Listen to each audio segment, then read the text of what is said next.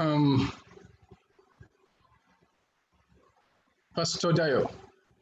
Hello, Pastor Dayo.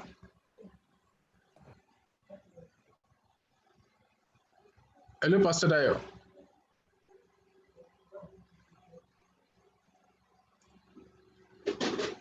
Pastor Dayo, please, can you make a Global Village and then Olusiji Aina co-host as well? It is 4 now.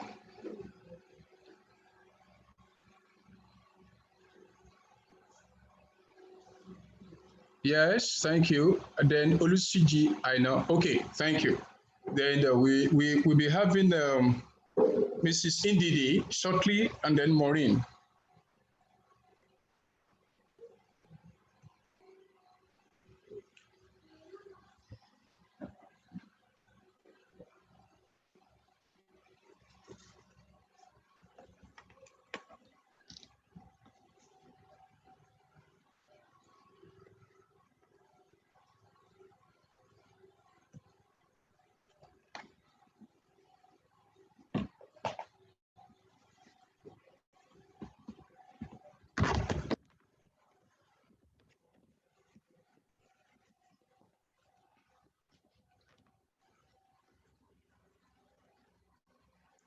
Then Maureen just came in. Okay, is it okay? Okay, thank you.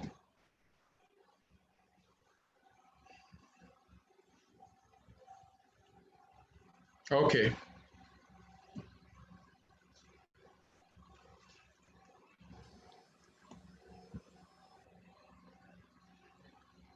Before we start, Pastor Dayo, please, I want the whoever comes in so that okay, like somebody that is coming in now, kindly put the person on. Let's all of the technicals be adding them in because of my own area here. Okay.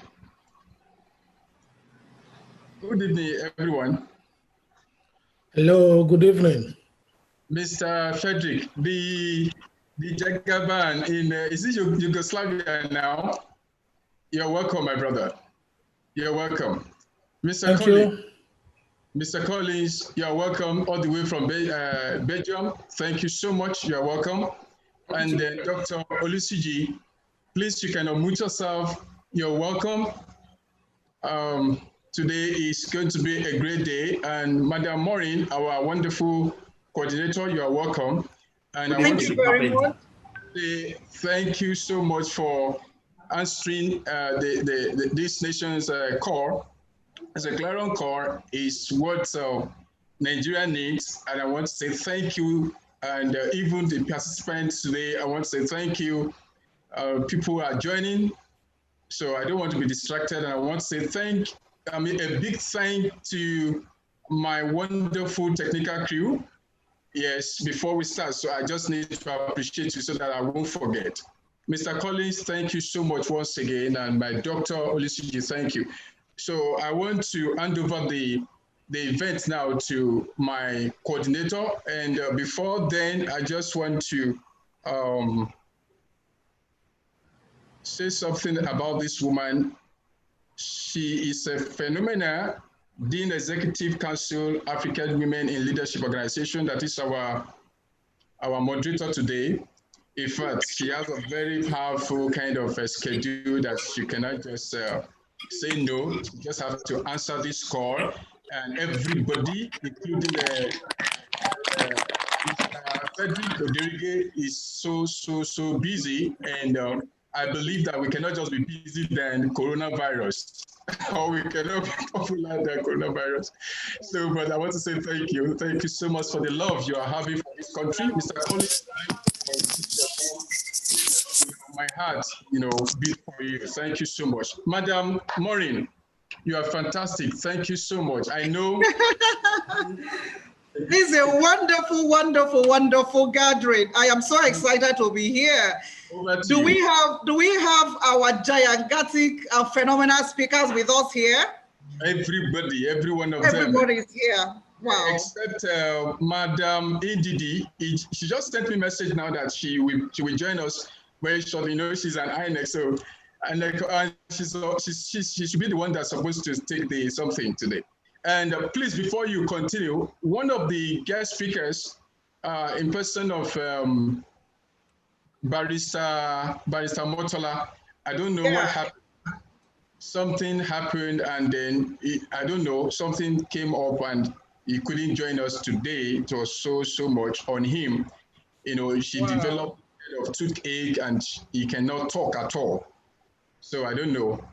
All right, no problems at all. The conversation for today is well loaded, and they're looking at the topic that each person is going to handle. It means they will have more time to themselves. They will have more time to share their words of knowledge and perspectives with the people in the conversation. So it's still good. We pray for Barrister's quick recovery. All right, gentlemen in the house, do I have women in this conversation room? I have to ask that question.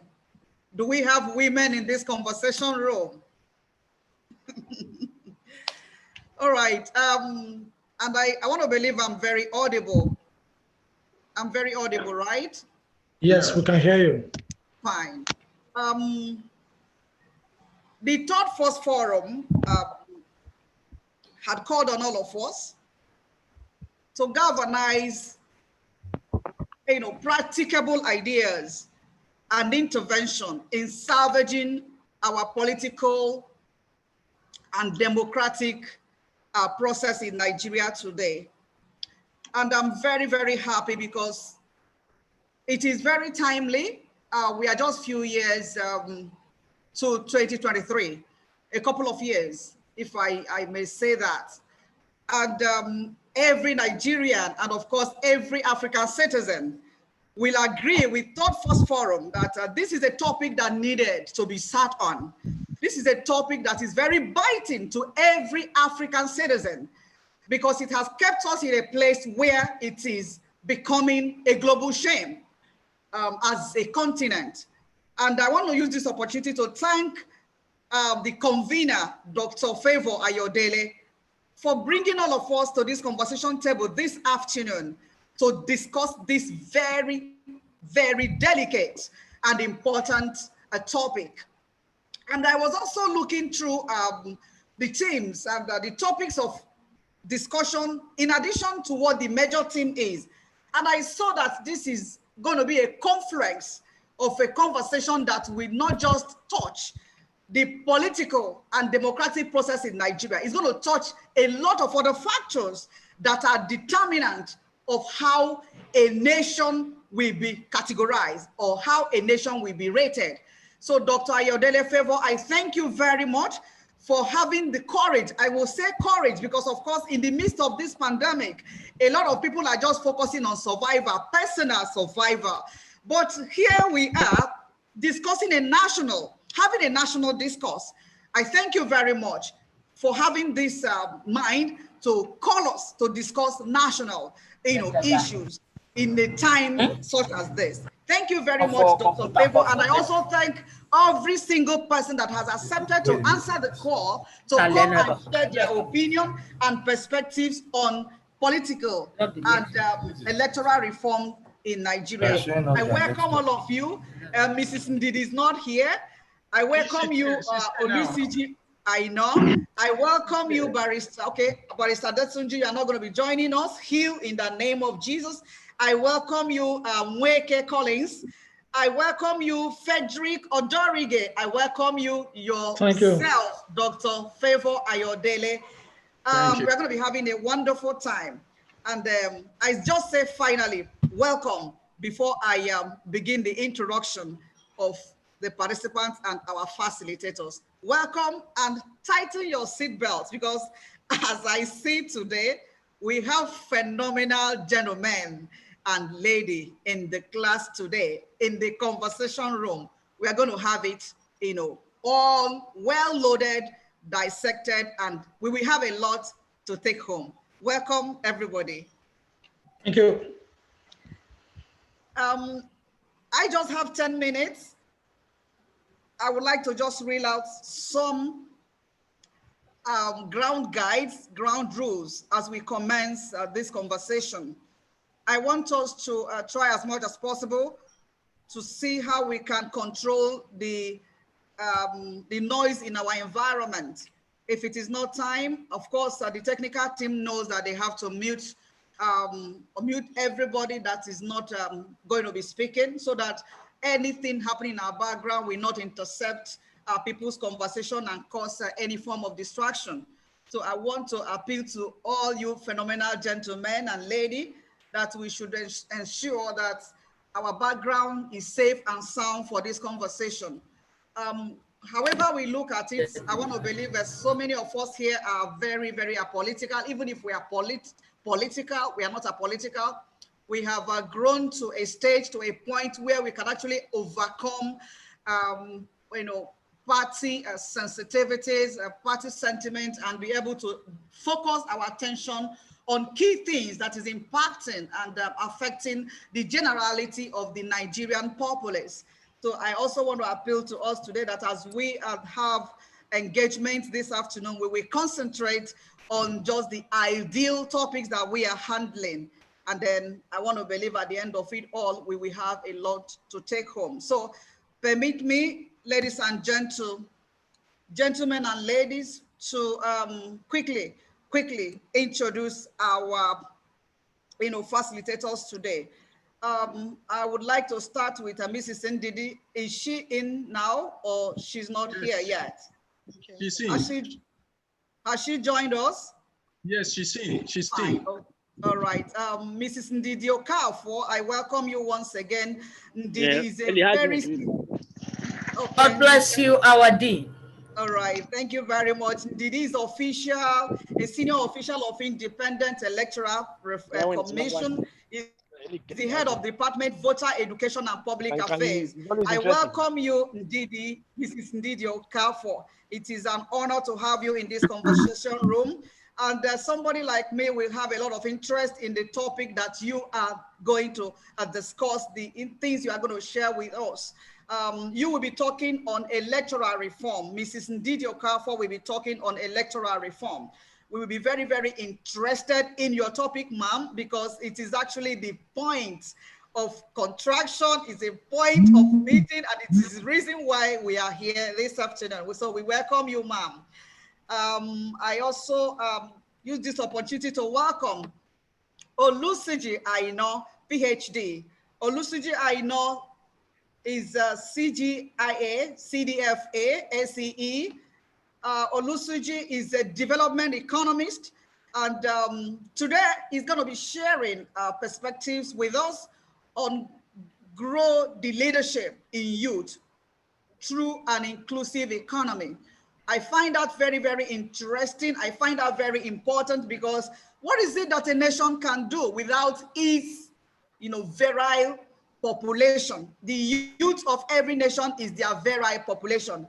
It's the population that is with energy, that is with passion, that is with drive, that is with a force. And of course, what Dr. Aina will be sharing with us today will let us know how inclusion of Nigerian youth is going to grow our leadership and, of course, position us for greatness as a nation. So, Aina, thank you very much as we look forward for you to discuss this very important topic with us. I welcome Collins Nweke, FIMC, CMC. Collins is a policy strategist and works with the Belgian Green Municipal Legislature. Collins, we welcome you, and it is very, very key that you are joining this conversation. I don't know how Dr. Favor was able to organize these people here. Look at what is going to happen today. We are just going to have this discussion focusing on Nigeria, but the resources, the intellectual resources that is going to come in are not just going to be originating from Nigeria, because we have phenomenal discussants that are coming from other backgrounds. So, Nweke, we welcome you. Nweke, you are going to be discussing money, campaign finance, and money politics. Wow.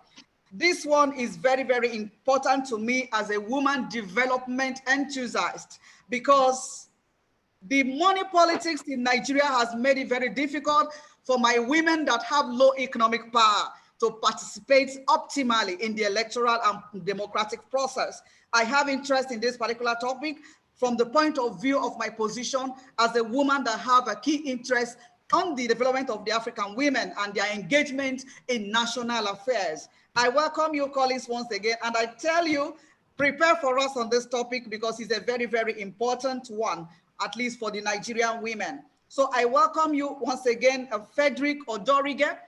Frederick Odorige, you are going to be speaking on something that people have been arguing since the time I was giving birth to. They say power is not given, but it is taken. Frederick Odorige, you're going to share these perspectives and let us understand how we can grab, how people, legitimate, credible, eligible, competent persons can take this power instead of just waiting for it to be given. Because in the African continent, it is obvious that the people that had the power and the opportunity to grab this power, to hold on to this power, they are not the best species of Africa, of members of the African population. They are just persons that we do not know how they come into being, but they have been in the process. They have hijacked so many things in the process.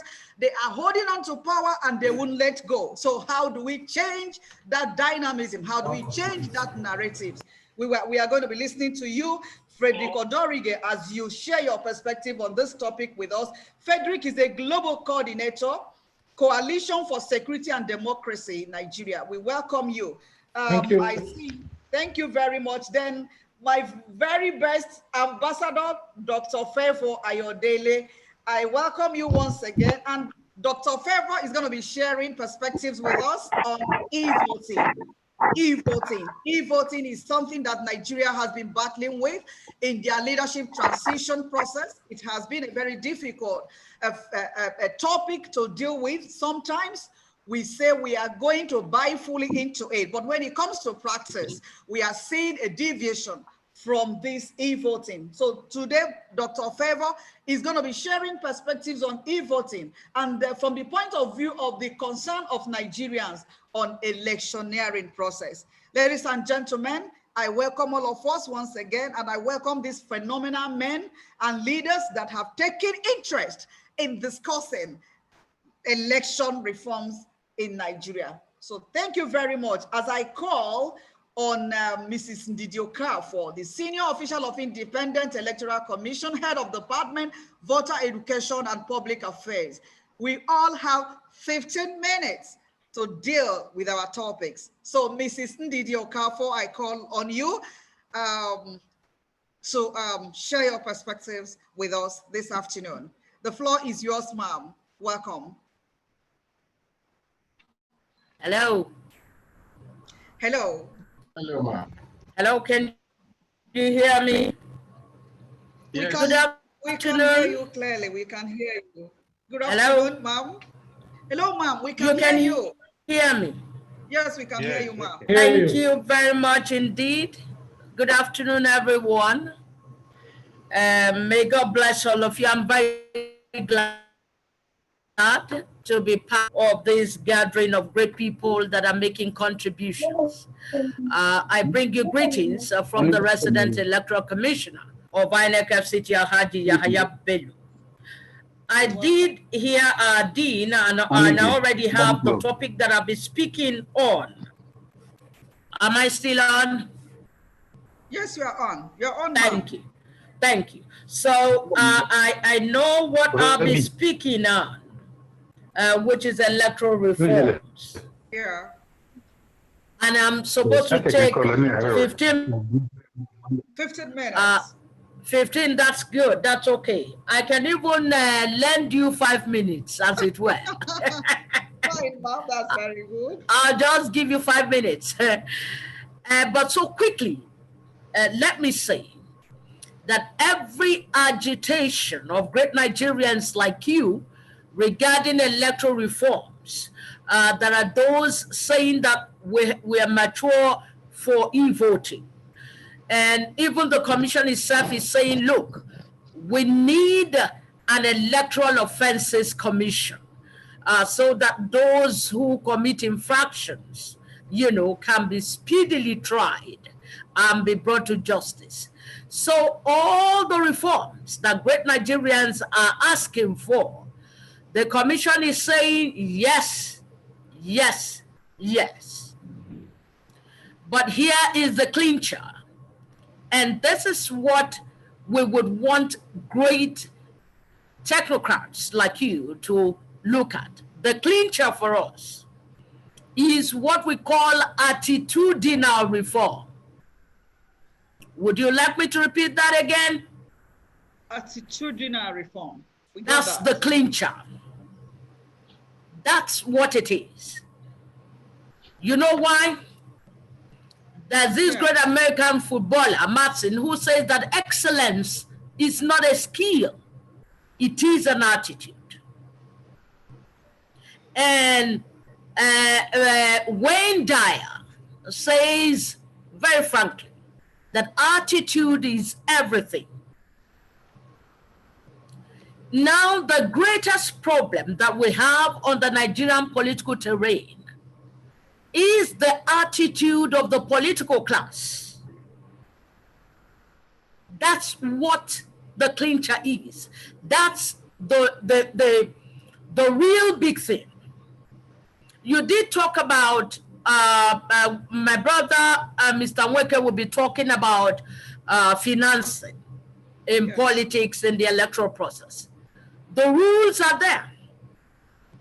Human beings implement the rules. Human beings are meant to obey the rules. Now, the difference between all of us and this order advanced democracy that we would like to emulate is attitude. That's why, for instance, that they can put their votes on the post office and it gets to where it should go and gets counted. So for us, the big thing is attitudinal reform.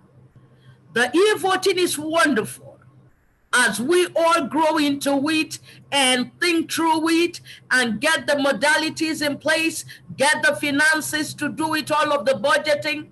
Wonderful. Election or Electoral Offenders Commission, wonderful. But do you know what? We have all those rules. We already have, for instance, rules that says you should not buy votes, or you should not overspend, or you should not engage in violence. My sister, the dean, was talking about finances for women. There's also the biggest thing that scares women.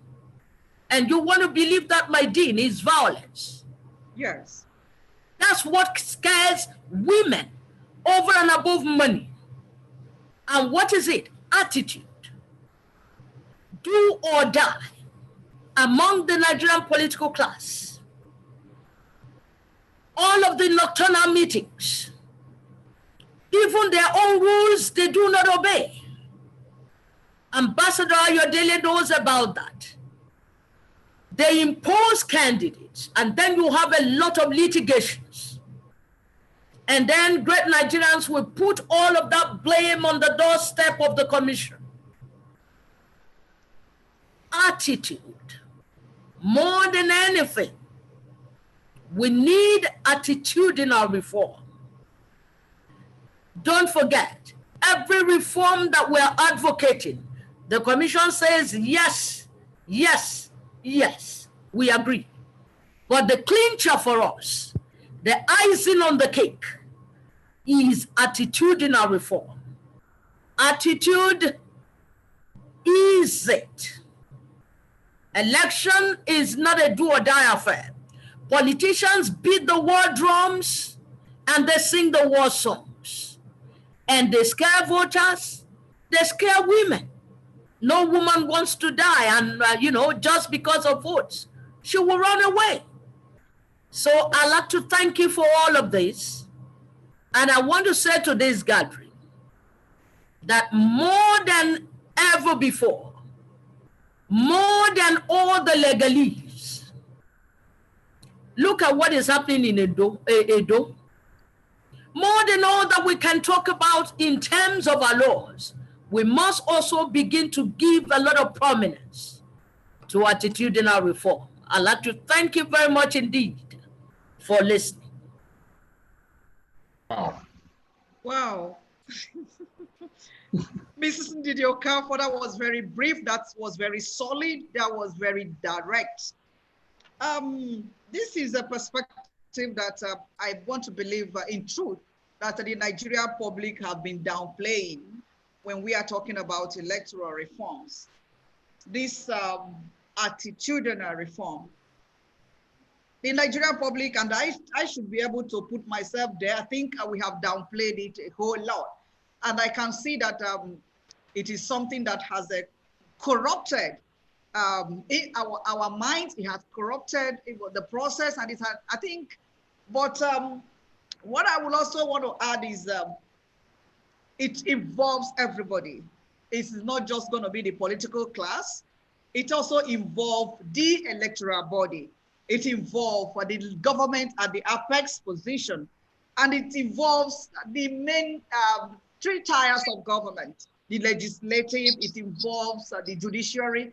But at the end of this conversation, before we finish this conversation, we will know who has a major role to play, who has a major role to play in ensuring that even the attitudinal reformation probably is kickstarted, maybe in a different way. I believe it has been silently been executed, maybe in some scanty or skeletal awareness programs.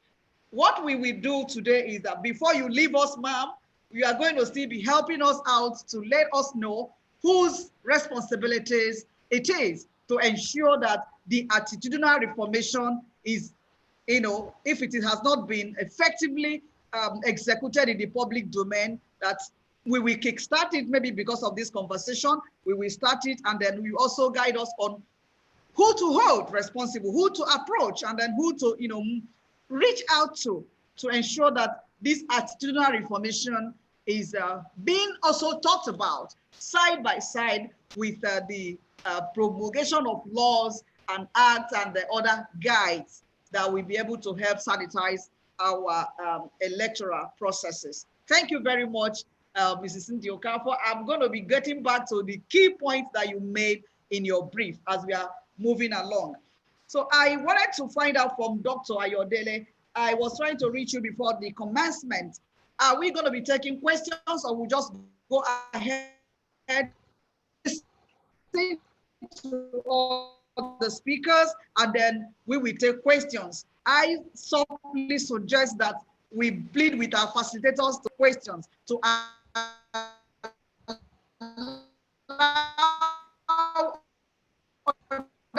participants to get to the conversation room. Yes, I'm thinking that after everybody might have spoken, then we can rule out the question, because Mr. Collins also want to quickly, you know. Yes, I saw his message. We have to call upon him. We have to call him. I saw his message. Thank you very much, Ndidi Okafor, once again. And to the other wonderful speakers, I crave your indulgence to give me time and authority to call on Collins Nweke. Collins unfortunately have another very pressing engagement, and it will be not okay for us to, you know, hold him hostage here. It's something that came up at the middle of our program plans. I want to crave your indulgence for us to give him time to have his presentation now, so that he was supposed to be the third person or the fourth person to speak, but I want us to give him the floor now. So in expectation, in anticipation that you have accepted, you have given into that request, Collins Nweke, we call on you. Collins, once again, as we rolled out before, is going to be discussing campaign finance and money politics. Campaign finance and money politics. So, Collins Nweke, we give you the floor. So share your perspectives on this topic with these people in this conversation room. Thank you very much for answering the call as we give you the floor. Thank you. Thank you very much, Honorable Dean. I'd like to begin by thanking Dr. Ayodele, my good friend, for Yes. you know, putting this up. I also want to immediately extend my warm regards to Mrs. Ndi Okafor for a very brilliant expose, which I do not know about the rest of us, but for me, it has actually, created more inspiration and provided the impetus to get on with the business of today.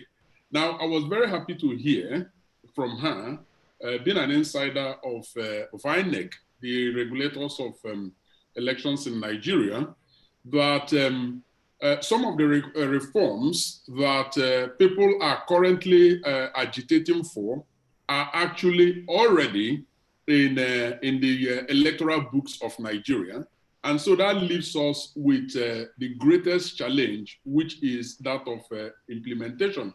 I am hoping that in the course of these conversations, we will be able to, get her insights, some tips as to how that implementation, that enforcement, could be approached. Now, this is important because we are having this conversation because each and every one of us acknowledges that there are problems with the electoral systems and practice in Nigeria. Otherwise, we wouldn't be having this conversation. And just to let you into some very, very raw figures that came out of the Pew Research after the 2019 election, it was found out that 39% of Nigerians are not satisfied with the Nigerian democracy. And to be very honest with you, I'm surprised that it's, only 39% that are satisfied, actually. That only 39% are satisfied. So it surprises me that it's actually that much, because this perception out there in the street is, different. Now, that research also told us that 72% of Nigerians believe that political actors and politicians themselves are corrupt and not fit for purpose. I'm talking of 72%, so which means more than 7 people out of every 10 feel that, the politicians are not up to the task. And then there is also 57% of people who said that no matter what happens, no matter the outcome of an election, nothing changes. So that is actually a very, very serious problem that leads me then to the attitudinal problem or issues that Mrs. Ndidi Okafor spoke about.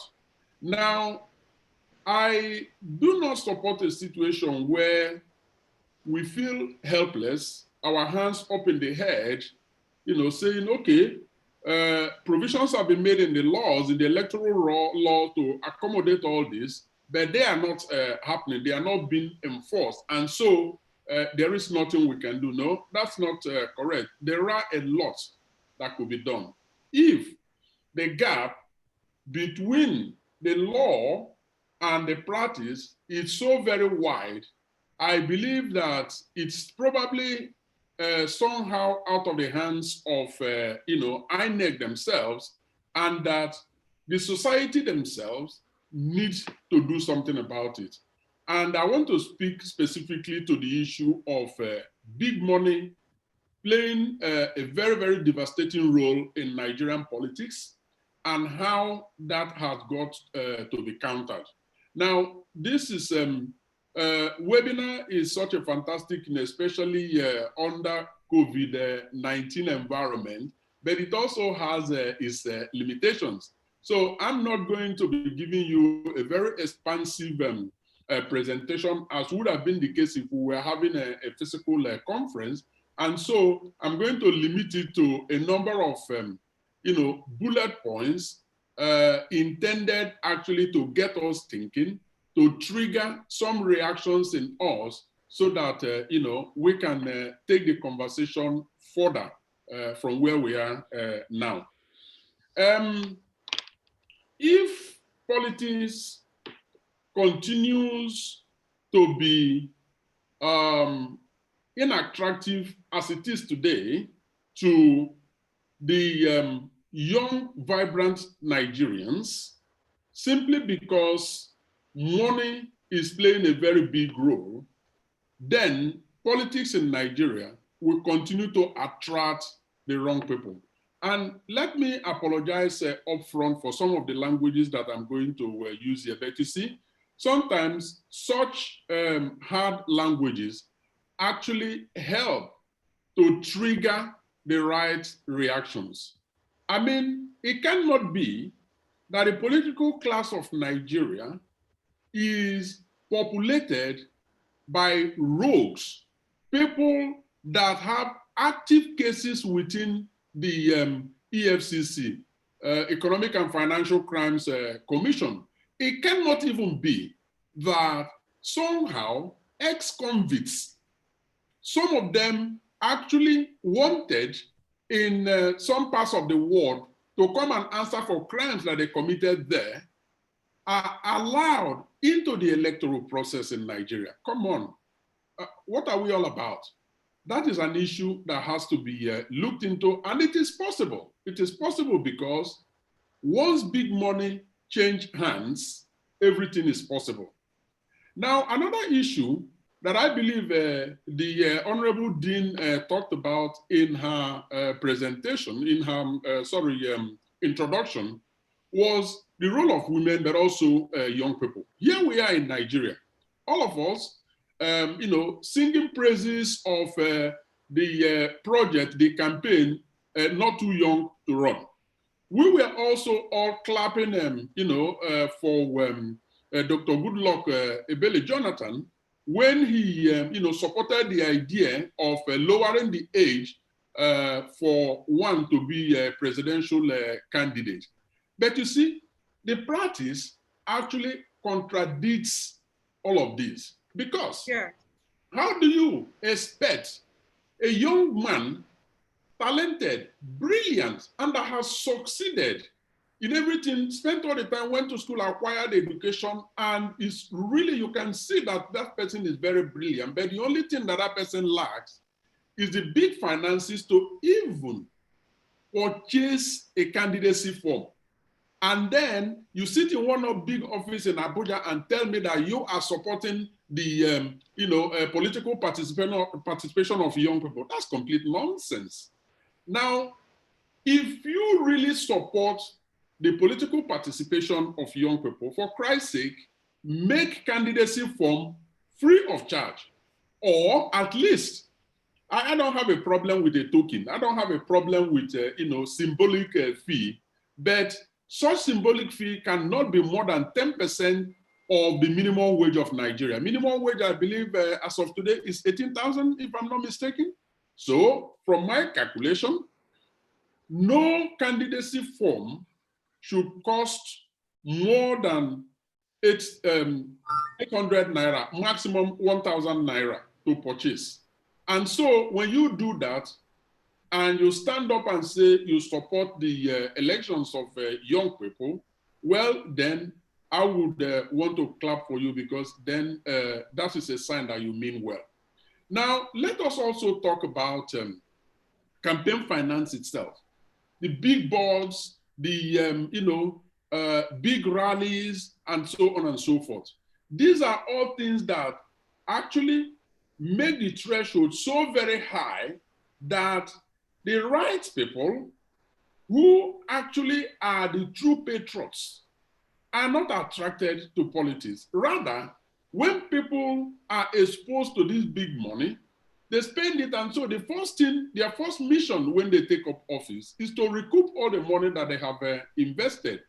And where is this money coming from? Most of the time, allocation for constituency projects and all sorts of budget allocations for social security vote, employment initiatives, and all of that. They are all then diverted into private pockets. So yes, a lot need to be done. I have been looking at electoral reform since I believe 1998, with the fourth, assembly. Now, all the road of electoral politics in Nigeria is dotted with all sorts of reforms from that moment up until today. After every election, it may interest you to know that INEC itself carries out its own review and then sends its recommendation to the appropriate quarters. And those recommendations, they are supposed to be the Bible that actually guide the next elections. And a good number of recommendations that they put up managed to find their ways into the electoral books. But again, we are dealing with implementation. Now, I want to close by drawing your attention to the difference between Nigeria and other parts of the world where election is not do or die. The difference is not because Nigerians are bad people and that in the places where elections are carried out, in a very convivial atmosphere, free and fair, that the people in those countries are saints, that those people actually will not do some unholy things to get elected. No, everybody who can do any unholy thing, rig elections and so on and so forth, and knows that he or she can get away with it unpunished, be it in the United States of America, be it here in Belgium where I live and work, be it in Nigeria, the person will definitely do it. So the difference between us in Nigeria and them in other parts of the world where things work is because people are afraid of the law. People are afraid of the consequences of breaking the law. So implementation is the issue. And so that is where Nigeria has to concentrate on. Yes, I understand the attitudinal change that is required. Absolutely. But you see, attitudinal change does not come from the bottom. It comes from the top. When people lead with example, and then over the years, the young people are fed into the right attitudes, things will change. And when people know that there is punishment for behaving badly, for breaking the law, attitude will change automatically. So on that note, I will say to you, very good evening, and thank you for giving me your attention. Thank you very much. Wow, Nweke, I am going to get your contact after this conversation. You have been on reforms since 1998. That means you are swimming the ocean of knowledge concerning electoral and other institutional reforms. Thank you very much for enriching us with these points that you delivered on the course of your presentation. I am connected deeply with the figures that you opened this conversation with. 39% of Nigerians, only 39% are satisfied with Nigerian electoral process. 72% of Nigeria believes that political actors and politicians are not up to the task, but yet they are there. They are there leading us. They are there championing this process and eventually giving us whoever they want to give us to lead us. 57% are indifferent. I want to think more seriously about this 57% because they are the major challenge that we have in Nigeria. How are we going to tackle this situation? How are we going to tackle the fact that 57% of people in Nigeria do not care whether election held, credibly, whether there is fairness, whether there is transparency? They don't just care. How do we get them to care? I would like to listen. I would like to know that before we leave this conversation room, because when people develop minds of apathy, when people develop a chronic mind of indifference to anything you're doing, you are really, really in serious trouble. It means you cannot get them to act, react, or even listen. what they want is what they do. They are just living in their own world. And it is the major reason why sometimes we find it difficult to have a frontier. We find it difficult to have a state where we can say, this is the voice of the people of Nigerians speaking. So how do we get people to now begin to even believe that their decision, their action, their responses or reactions to what is happening in Nigeria can actually make the difference, can actually lift us from this dungeon of, of hopelessness to a place where everybody will begin to see Nigeria again as a nation that has a lot of potentials for transforming his or her citizens. So I would like us to know, I am going to ask a question in this line. How do we get Nigerians to be very, very sensitive, or to have a mind of, I need to do something for things to get better. I need to do something. I need to be part of every transformation that I am expecting. Because this is what this means is that some Nigerians are becoming socially depressed. They are politically depressed. They don't want to know what is happening out there. And to me, that's very, very dangerous to the transformative process of this nation, Nigeria. So thank you very much. There are quite a number of other things that you mentioned. You said that the practices on not too young to run, the practices is very, very contradictory to what is undocumented. And I find it very funny when people begin to talk about something and they are leaders, and when it is about action, when it's about practicing what they are talking about, you will see a different thing, or a sharply opposite of something, and now craft policies and take decisions that will be focusing, or that will be implementing, or that will bring into reality what they are telling us. No, because for me, that is very manipulative. They have been manipulating the Nigerian public, and I want to believe that this conversation will open the eyes of Nigerians, through all of us that are seated in this conversation room this afternoon, to see that the people that are leading us, the policymakers, the chief leaders, and stakeholders of leadership in Nigeria, they are telling us what they are not doing. They are telling us that they are embracing what they are not embracing. Because if you embrace what you said is okay in the public domain, and you do not, craft policies, you don't develop policies, you don't implement it, as far as I'm concerned, it is manipulation in the highest realm, and it should be rejected. It's repugnant to the growth of a society like Nigeria. So thank you very much. A question, I just believe you are going to be around to answer our questions, because you raised a very key, issues in your presentation that we need to further advance to get to know how we are going to carry on after this conversation. So thank you very much, Nweke. That was a very experiential presentation. So ladies and gentlemen in the house, I will be calling on Dr. Olusoji Aina. Aina was meant to have spoken to us, but of course, Nweke has to come in because of her, his other engagement. Immediately after Aina finishes, I would like to also crave indulgence. I would like us to ask questions on presentations of Mr. Nweke. Hence, he's not going to be staying till the end of this conversation.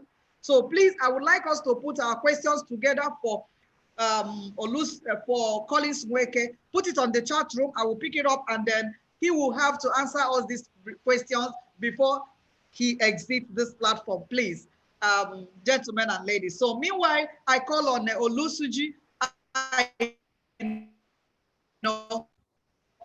to share his perspective on grow the leadership in youth through grow leadership in youth through an inclusive economy. So what is inclusive economy? How do we grow our leadership in youth? What is inclusive economy? How do we grow our leadership in youth? These are the key things that will be exposed to us as Dr. Aina shares his perspective on this topic. Dr. Olusoji Aina, the floor is yours. Thank you so much, Madam Maureen, for that introduction. I also want to appreciate the carpenter for putting together this very wonderful and then laudable initiative. This is not my first time appearing on his program, and honestly, I always look forward to the next program whenever he sends me an invite. I also want to appreciate you for all that you have been doing, moderating this program and bringing out the ingredients, very important ingredients of this conversation. So thank you so much, Madam Maureen. I really appreciate that. Let me also appreciate Madam Ndidi Okafor for that very insightful contribution, or like an opening contribution from her. That was also quite interesting. And most importantly, I want to appreciate Collins Nweke for his deep insight into this conversation. And then I'm going to pick it up from where he ended. And one thing he said at the end of that conversation is that as long as you understand that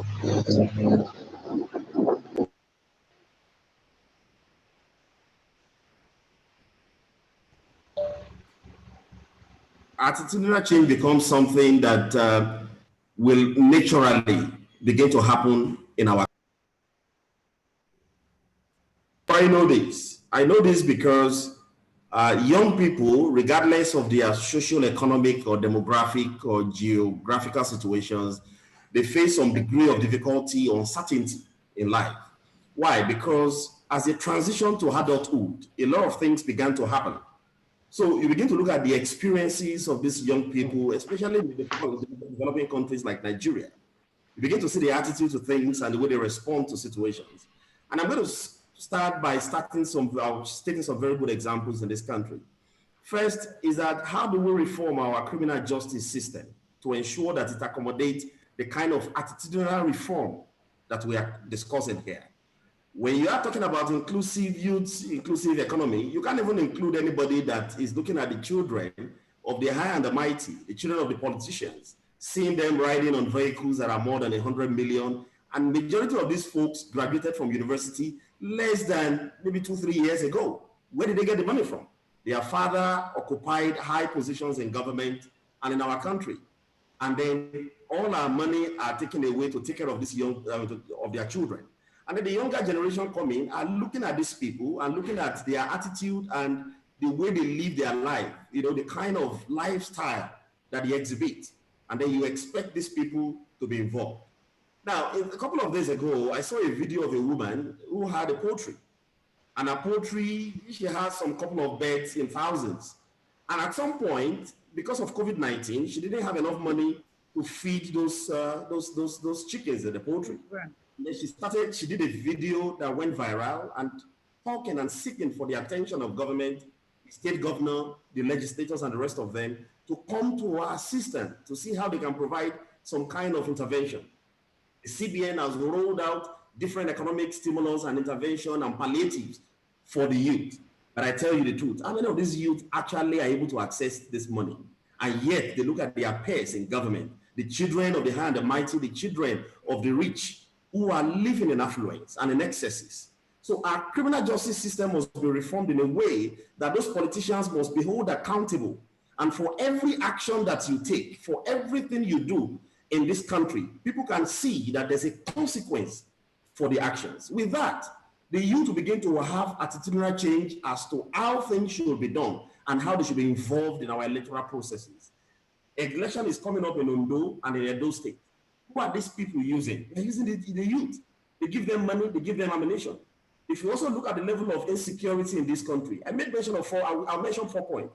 There are lack of economic opportunities, political marginalization and grievances, social exclusion or discrimination, insecurity and exposure to violence. These are the critical issues that we can find that are happening in this country.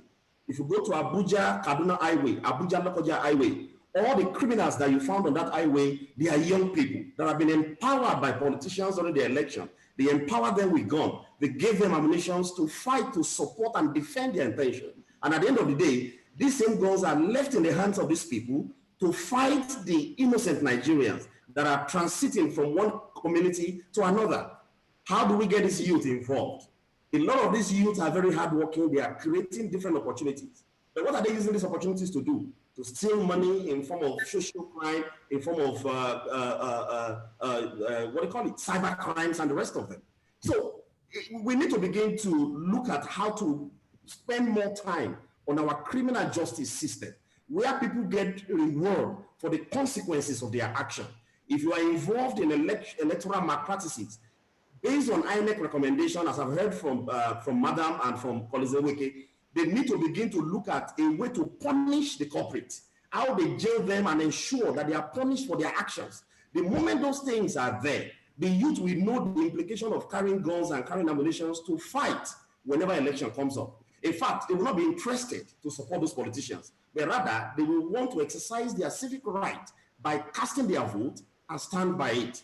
But until that is being done, when some of these younger guys are arrested, the politicians will go there and they will release them because they know the IG, they know all the people that are there.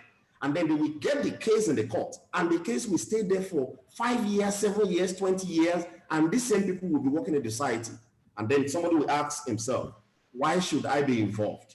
Why should I contribute to the economic development of this country? Everybody today wants to run out of the country. They want to relocate to one country or the other. Why? Because they don't see any reason why they should stay here. If you go to US today, by the special grace of God, I've been privileged to travel to a lot of these developed nations. And I see how strong and how great some of these our youth are, how they are contributing to the economic development of these advanced countries. Why can't they do it in Nigeria here? Go to US today and you want to look at the medical sector. You will be amazed at the number of Nigerians that are doing well in that sector. If you go to ICT, some couple of weeks ago, a Nigerian, an African American who is even in Nigeria, was rewarded for managing a fund about $7-something million in US in the Navy. That is to the extent to which people ensure that they abide by the law, because they know there are consequences for their actions whenever they go or they are on the path of law. So I will conclude by saying that this point that I mentioned in terms of the lack of economic opportunities, political marginalization and grievances, social exclusion and discrimination, insecurity and exposure to violence, they must be tamed by reviewing and reforming our criminal justice system. And in that way, all the loopholes we see today begin to be amended. I close by saying this. If you go to the Northeast, for example, where I've also implemented a couple of projects over the last 5 to 7 years, people who are doing illegal mining and doing illegal work there, nobody arrests them because they are Northerners. I'm not saying this because they are Northerners, I'm saying this because they need the economy to be developed. But if you go to Niger Delta and see illegal immigrants, illegal miners or illegal bunkers, they want to prosecute them until the point that the vice president had to visit them, that all these illegal refineries we have, how can we convert them and give them license to begin to produce well, to contribute to the nation's economy? What are they doing before? They were fighting them and looking for ways to make sure that they criminalize them. So we need to look at it. People must be rewarded and people must be dealt with once they err on the path of the law. And with that, you will begin to see that the manpower that is vested in that youthful population and how they can complement our economic development and transformation in Africa. So the onus is on us, on INEC, on every one of us that is advocating for change in this country, to begin to cry for proper overhauling and reform in our criminal justice system. One of the successes that Singapore has recorded is because their criminal justice system is very robust. No matter whom you are, whether you are the vice president, whether you are the prime minister, once you err on the path of the law will punish you and you become a scapegoat for others to see. The moment we take it like a pyramid and we begin to deal with corruption from the top, not from the bottom, people at the bottom will automatically align and will begin to change their attitude, and Nigeria will become a better place for all of us to live. Thank you very much for this opportunity, and I hope that we engage more even as we progress in this conversation. God bless you all.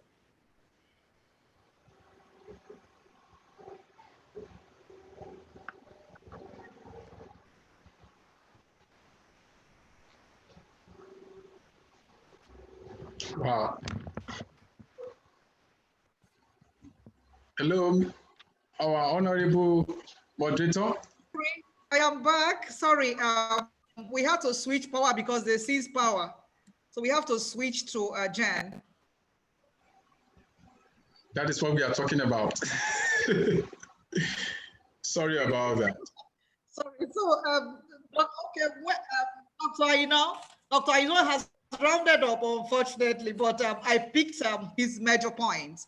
Thank you very much, Dr. Aina. You hit a lot of nails right on the head, and I'm just going to enumerate some of the key things that you mentioned, which is still going to bring me back to my question to Madam Ndidi Okafor, because when we are talking about attitudinal reformation, attitudinal reforms, I made mention of us getting to know who is responsible for what. I made mention of us getting to know who is it, where will it start, where that reformation, attitudinal reformation, where will it start, and who will be held responsible if people are proving, if they are negatively disposing themselves to attitudinal reformation and changes. So, Dr. Aina, I looked at what you mentioned here, and it is, I would say it's like a little bit emotional issue to me, because I'm also a mother. You talked about how the youth has been deployed themselves. And of course, that will bring me to believe what Madam Okafor said on the what the ugliness, the ugly situations, the ugly deposits that the politicians and the political class have made into our democratic process. Someone will be comfortable, to call out on the young child born by another parent, to give him or her armament, give him money, and then send him to the streets to go and fight. For what? For what ideology? For who and why? So it is, this particular point is very, very emotional when I listen to even how some of them have lost their life engaging in all forms of violence just to protect the interests of one politician that is bereft. Because of course, any politician that is what his onions or her onions will not engage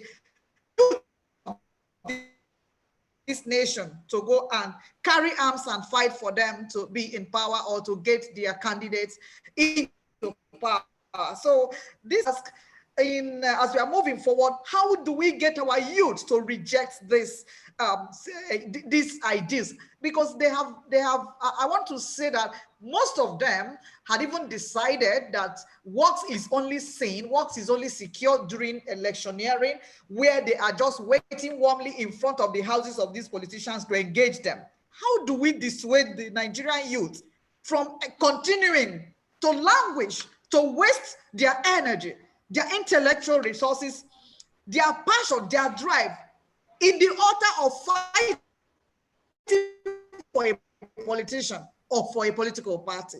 Is very, very important, because this vice, this menace, this phenomenon, I'm speaking from a place of experience, because my elder brother, my immediate elder brother is a politician, and I know each time I travel home, I see how people come in droves asking, is there any work for me? And he will tell them, what work are you looking for? You have school. If I have opportunity to get a job for you, that's what I will give you. I am not in the class of people who owns arm. I don't even own a peso, and there is no work for you anywhere. They come, they prepare themselves and come to ask if there is an opportunity to get them to the street to fight. So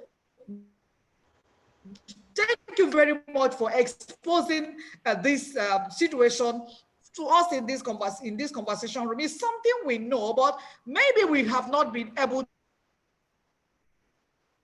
more to the politicians. And I want to also thank you, especially for bringing up the issue of sanitizing our justice system, our criminal justice system. Yes, you said it has to be reformed. And I want to even believe that there will be no sincere attitudinal reform if our criminal justice system is not reformed. Because you see, the world we are in is just a world where everybody is looking for equity, everybody is looking for fairness. It is very, very difficult for you to prove something to somebody that is looking at other people that have really disenfranchised him or her, or that he feels they are not working, they are not doing anything, but they are having it all. It's difficult. When you are talking of reformation, if the big are not doing it, how would the small, join and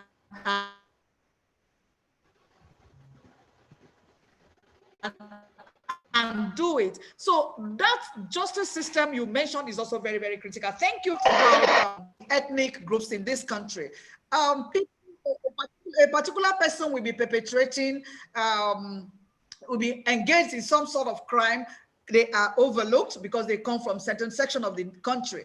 Whereas the other section, when the same thing is being seen, when they are involved in the same thing, heaven will come to embrace the ground. So it's also another very, very critical factor that has been causing a lot of problem in our democratic process. Thank you very much. There's going to be a lot of questions, I believe, on this, on this points that you highlighted on. Thank you very much for these key things. You talked about also lack of economic opportunities. Of course, when a country is not economically viable, and when a country is not manned by people that knows how to grow and sustain economies, it will be very difficult for us to have economic opportunities. And therefore, that is what is happening to Nigeria today, and of course, most of other African nations. So thank you very much. I would like to go to our chat room to look at questions of our participants, because we had the appeal that people should, we should give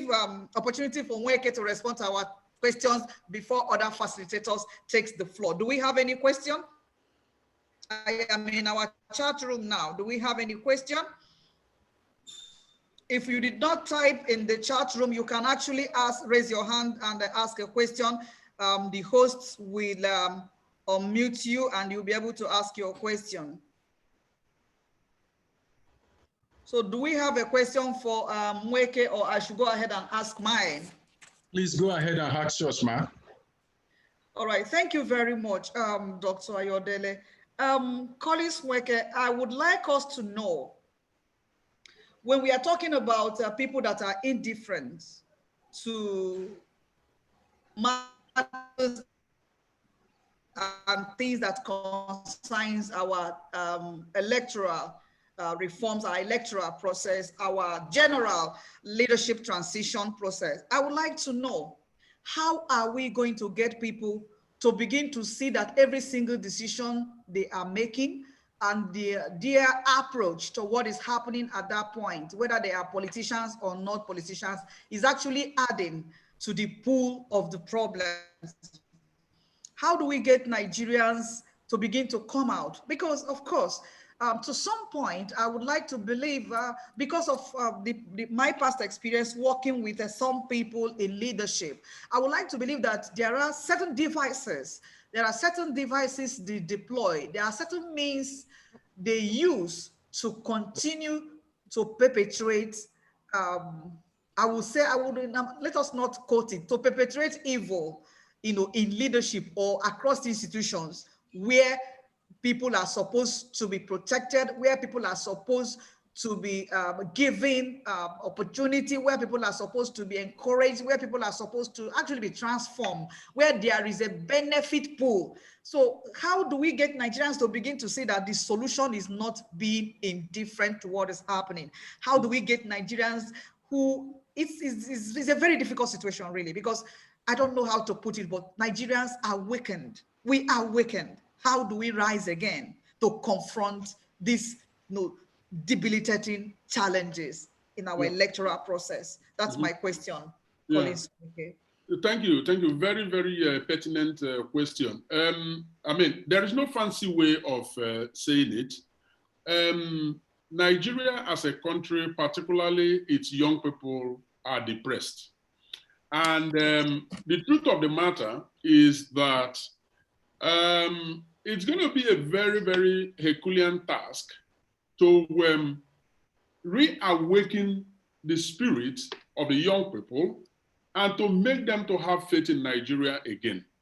Now, sometimes you'll be preaching to a young man who has not had one square meal a day, and you expect the person to be attentive, listening to all the points that you are making, when you are, the young person probably lives, let's say, in Ikeja, and has to, sorry, you met the young person probably in Ikeja or the, Lagos Island, and the person has to, journey back to, let's say, somewhere in Ikorodu. Now, it is most likely that the person will be trekking home, will be going home by foot because there is no transportation to take the person home. And you expect that person to be attentive. It's difficult, you see? So the first thing is that we have to realize that when there is no perspective for young people, the situation is made worse. And don't think these are all not by design. No, they are all by design because I think the attitude of the politicians is squeeze them as hard as possible. Yeah. Make them to suffer so very much that even as they are suffering, they are dependent on you. You know, they create that dependency culture. Now, the government is not going to do it. It is the civil society organizations that have to do it. But then we also need to be careful with the civil society organization because quite a good number of them are compromised. As a matter of fact, the so-called civil society organizations are actually set up by these same politicians under the guise of trying to help, the society. So we need to be selective. We need to be sure of who is who. But then we cannot give up faith because we do not have any other option than to awaken the spirit of the young people. I recall a certain conference that I addressed in Owerri a couple of years back.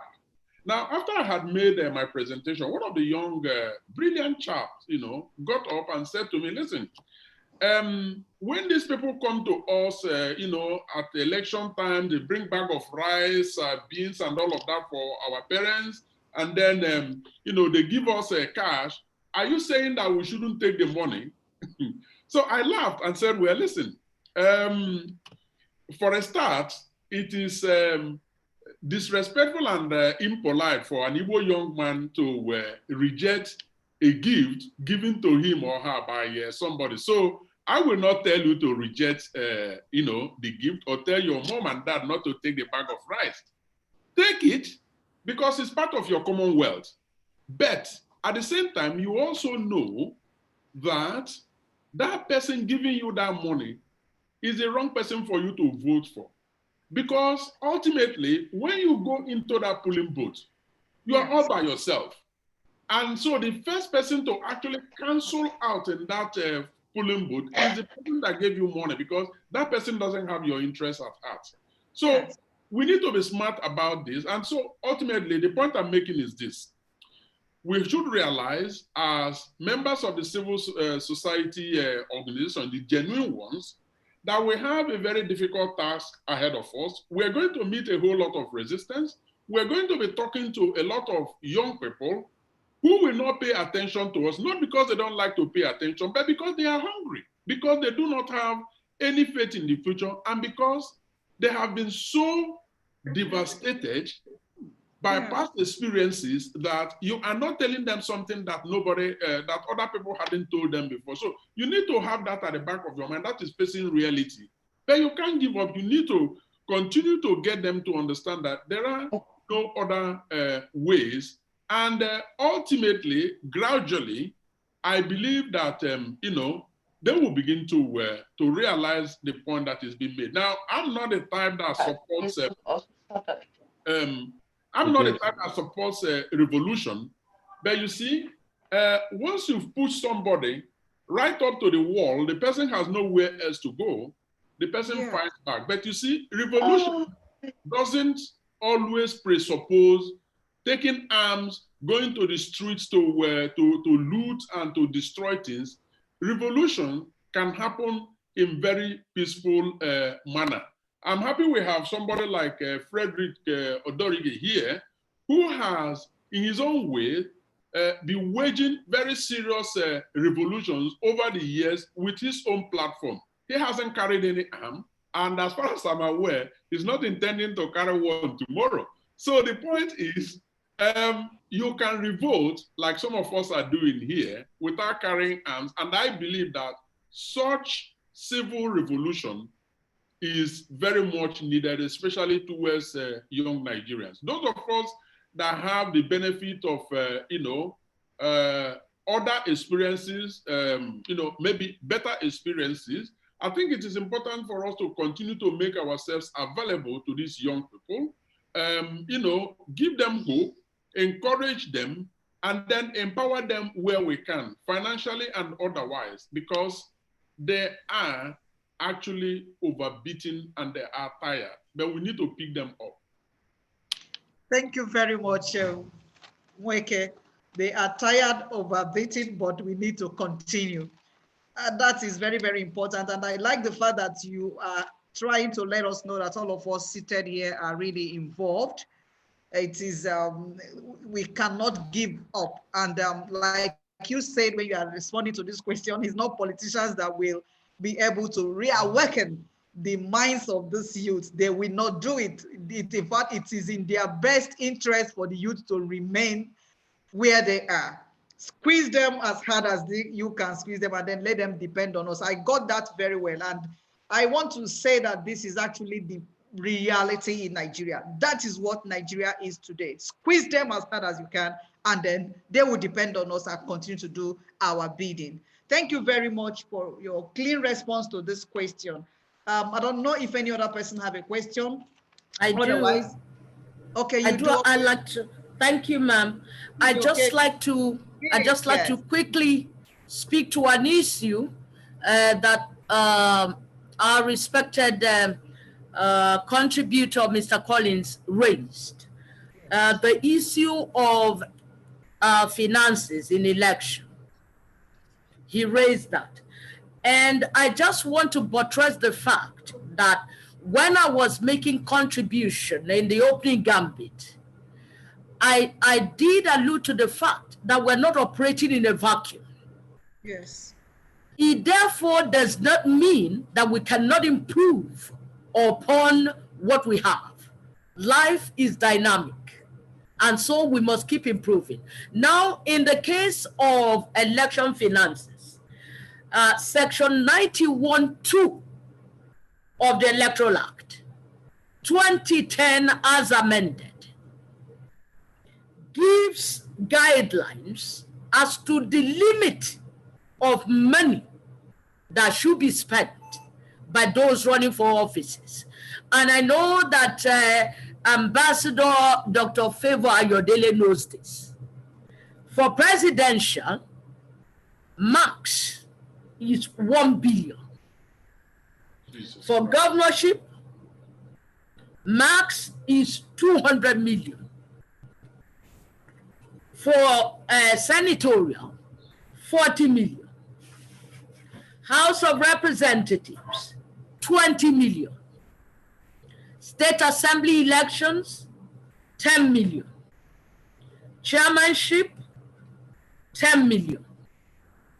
Councillorship, 1 million. So there's no vacuum.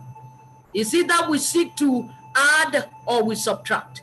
But let me quickly answer a question that our dean asked. Attitudinal change, and I want to tie it to this. So there is a provision of the law. Who should be implementing it? Who should be checking? Who is the watchdog? INEC. Yes. So we are monitoring campaign finances. But can I be very realistic and we tell ourselves the truth? Aside from working for INEC, I am a journalist by training. I used to report the Senate. And then I rose through the grace of God to be a political editor before I came to where I am. And so I understand politicians, very smart guys. You better give it to them. They are smart. Now let me give an example. So we're supposed to be monitoring all this to ensure that they comply. Now we will monitor the tangible. And what's the tangible? So we're going to look at the ads. We will monitor what goes on in the media. We monitor what goes on the social media if they are using those platforms. We have people who do that. We have the INEC Citizens Contact Center. We have guys who are social media savvy. So they are doing all that. Tangible. And we look at the billboards. We see them. And we're calculating. But can I tell you this. So I'm a politician and I'm contesting for, say, senatorial, and I know my limit. And because I must win this, so I call my team and I'm trying to do the naming ceremony of my son. And you know what it is? And so I'm dancing, and then I get my think tank inside my bedroom, and I give them another 40 million. I'd like you to tell me how the commission will know what I did in my bedroom. If the commission has, for instance, I'm just showing you part of how I'm trying to make it a bit simplistic. Yeah. That we can only monitor the tangibles. There are things that are tangible that we can trace. But these politicians are smarter than you think. They know how to do their things in a way that is unorthodox, that we cannot see. I hope I'm making a little point. It may not be, yes, it may not be the best example, but I'm just trying to show you that all of those can be possible so that I achieve what I want to do. In terms of what we can see, we can always trace all the ads. We can trace all the billboards. We can trace all the things you're doing on social media. But there are other things we can't trace. That's number one. Now you're asking, who are the people that should be changing? Let me say that individually and collectively is our job. There are 21 stakeholders that the commission has listed. 21. In other words, we tried to split the country, as it were, into segments. So who are these stakeholders? These are the people, all of us. So the voters, my brother has given an example. You have given me money. So you come and you give me money. Now, how does INEC monitor the money I collected in my room, for instance? Is it not my responsibility to say, hey, my vote is my voice, is my power? Don't I have a personal responsibility to say, no, I'm not going to collect that money?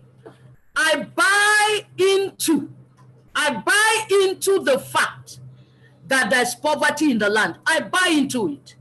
I go out to talk to people, and that's what they tell us. But do you know what we also ask? So I'm the one contesting election, and I've been in office for 4 years. And then I saunter around, I just happen along, and I give you 4,000. Number one, 4,000, is it your what? So 1,000 naira a year until I finish my tenure. Yes. Will you not be hungry again? That's what we ask the people. We agree that there is poverty. It's indubitable. But you know, Talika no man la gidi. Ambassador, you want to explain that? Agidi Talika no man sha gidi dear. I don't know if Uncle Frederick understands what I'm saying. A poor man, I do. You know, you can have a poor man that is proud. Proud poor man. Yeah. You can find some of them in the villages, and they say, look, hey, who the hell are you? Your father was so and so and so, this thief, and now you've come, you think you can buy me. There are people like that. That's what we're talking about, attitudinal change. So who should be responsible? Yes, there are things we should do, and we're not neglecting that. We have constitutional mandate to ensure transparency, integrity of the process, to ensure that inclusivity, that Nigerians are part of everything we're doing. But take this elder example as I yield the floor. In a riverine area, I will withhold the state and the name of the local government. I will withhold name of state and local government. Now it's riverine, so we will need a boat. The commission had paid this great Nigeria to transport the materials and all the poll officials across the other side through the sea to go and conduct the election. A very high senior official of the commission was monitoring that. When this great Nigerian, God bless him, got to the middle of the sea, he bellowed and roared at everybody in the boat. But at the year they talk so, fuel no day again. No. In the middle of the sea, say fuel don't finish. And then he asked, "Una see one go this is so? Now see one go do the election. Please, if not you go see go." And the people said, "Please now help us." He said, "If now one go, now yeah, now go do for inside this water so. But if now no one go, men I leave material, men go do. Men we manage for where they carry now go for where I come from." And everybody chorused, take us to where we came from. Now, so tell me, everything we need to do, we've done. And this great Nigerian decided to sabotage that process. The Bible says, if the foundation is faulty, what can the righteous do? God bless you. Thank you very much. Wow. This is insightful. This is very explosive. It's quite unfortunate. It's quite unfortunate. Quite unfortunate. How can we make Nigerian honorable? By making Nigerian citizens to become honorable again.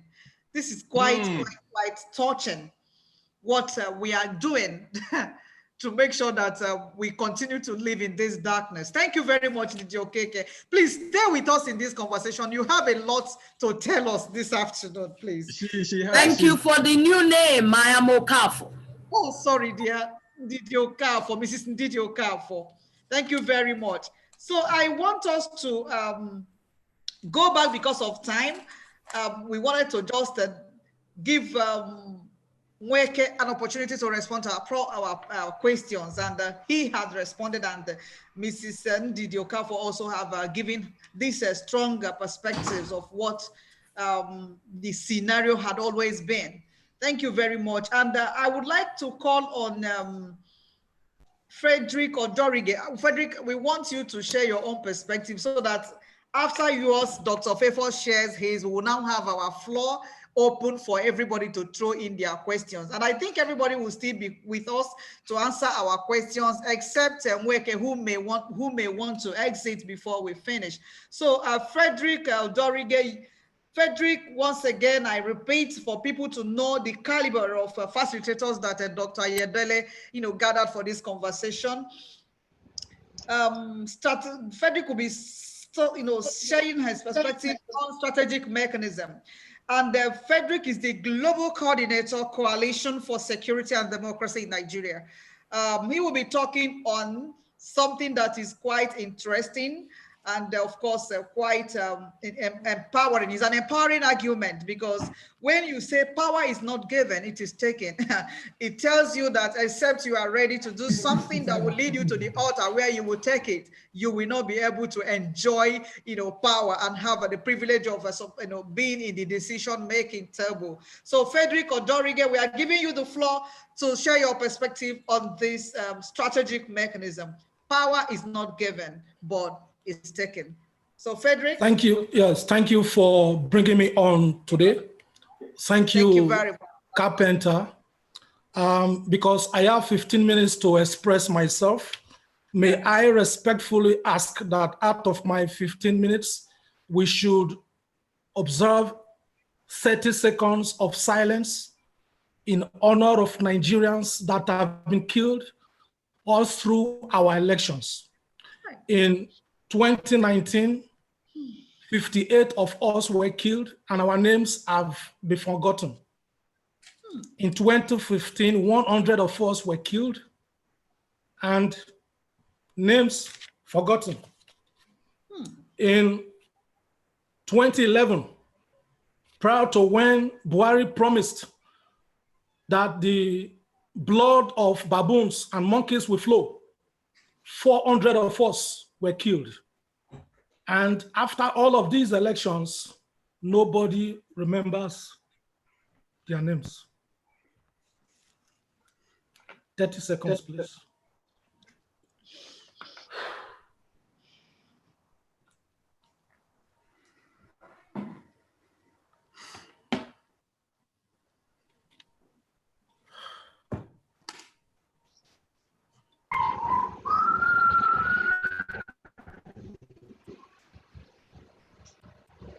Thank you.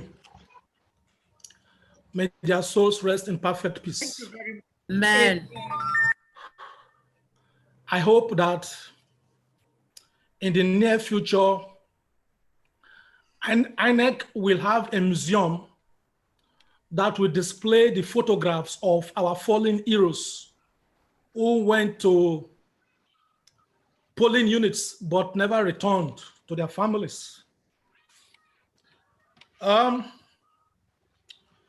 You have told me today to speak about the fact that power is not given, it is taken.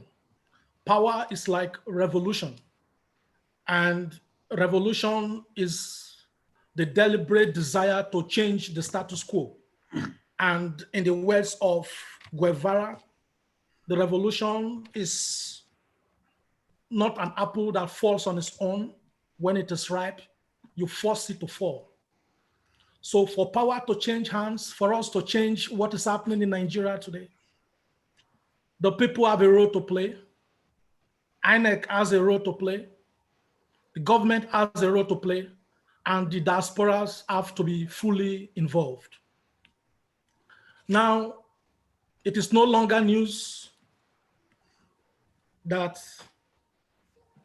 our people have lost hope in country. They have lost hope in our elections.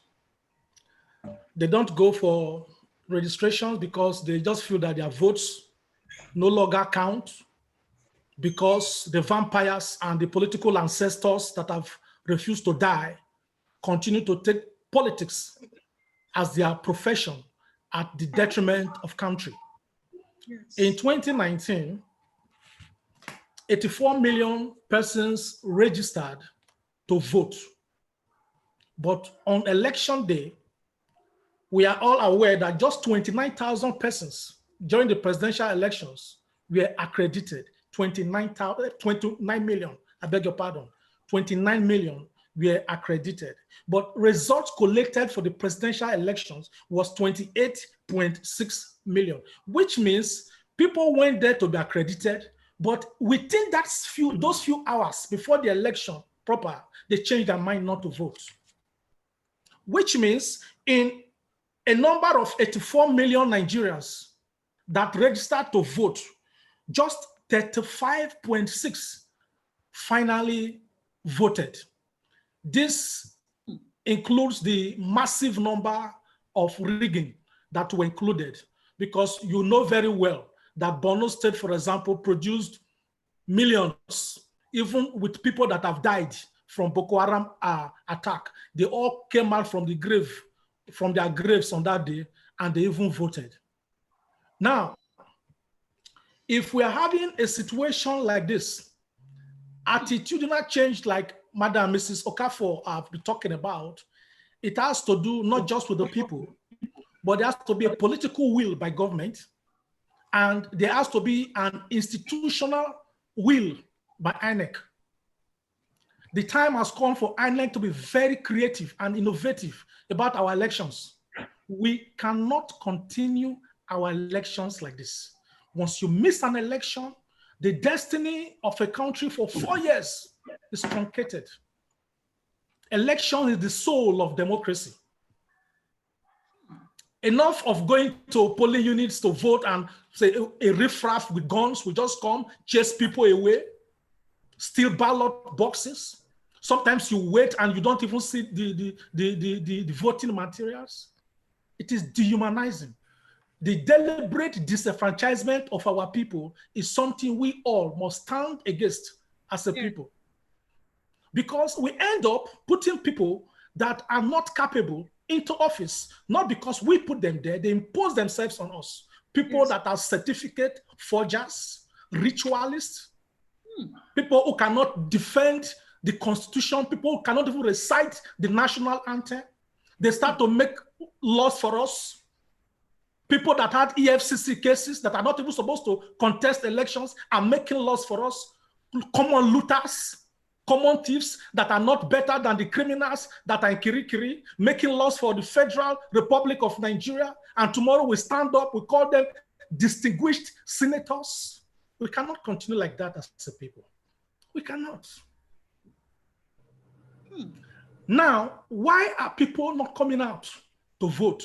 They have lost hope in the system. So what do? We have to rejig the system. New ideas have to come. INEC has to say, we cannot continue like this anymore. Let us start to vote from the convenience, from the comfort of our homes with our SIM cards in our telephone. So I don't need to move from my house on election day to risk my life for somebody who have been given 200 naira Indian hemp in the morning and ogogoro to come and shoot at sight. So if you configure the voters' cards, the data into my SIM card, I can vote from my house. Exactly. You can find a way. You can find a way of making people that are in the creeks or in the rural areas, maybe they don't have mobile phones. Maybe you have some official mobile phones, telephones taken by INEC to such places. We cannot continue with this kind of election where people will tell you that, oh, the card reader failed, it malfunctioned. They deliberately make it to malfunction because that is the only way that they can read. So we have passed this stage of where people go to voting places and the police are there. Some people just come shoot, and before you know it, you just be hearing the results over the radio. We have to do it in a new way. And this is what I think we must first consider. The idea of when people are voting, they will say there is a curfew or you have to travel from one city to another city to vote for people. And at the end of the day, you know that your votes will not count. So we have to do it in a different way. And if you look at most of the projects going on in Nigeria, it is whenever there is a problem to be solved, it becomes an avenue for corruption. Tell me, why must we have 317 million naira voted or budgeted by INEC to feed horses and dogs during election? Have you ever seen dogs in our election? Have you seen horses? You vote to pay policemen, police officers that are not armed to supervise elections. But when the boys with their guns come, the police officers run. Why do you have a different budget for police officers that receive normal monthly salaries? So these are avenues for them to siphon. So all of these things have to stop.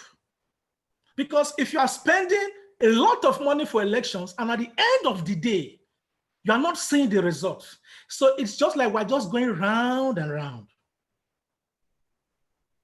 So for us to take power from the system, Nigerians in diaspora must be allowed to vote.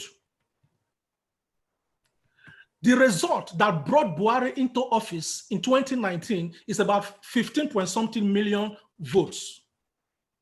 It is estimated that Nigerians in diaspora are between 17 and 20 million, which means with our votes alone, we can choose a president. And they know that they cannot bribe Nigerians in diaspora with their gari and their cost kuli. Therefore, it is pertinent that INEC makes sure that Nigerians in diaspora vote in 2023. We have been following the legislative system. They have been promising that, yes, Nigerians in diaspora, they are voting, they are going to work on it, the Senate, they are working on it, but they make it like a big deal. They try to mystify it.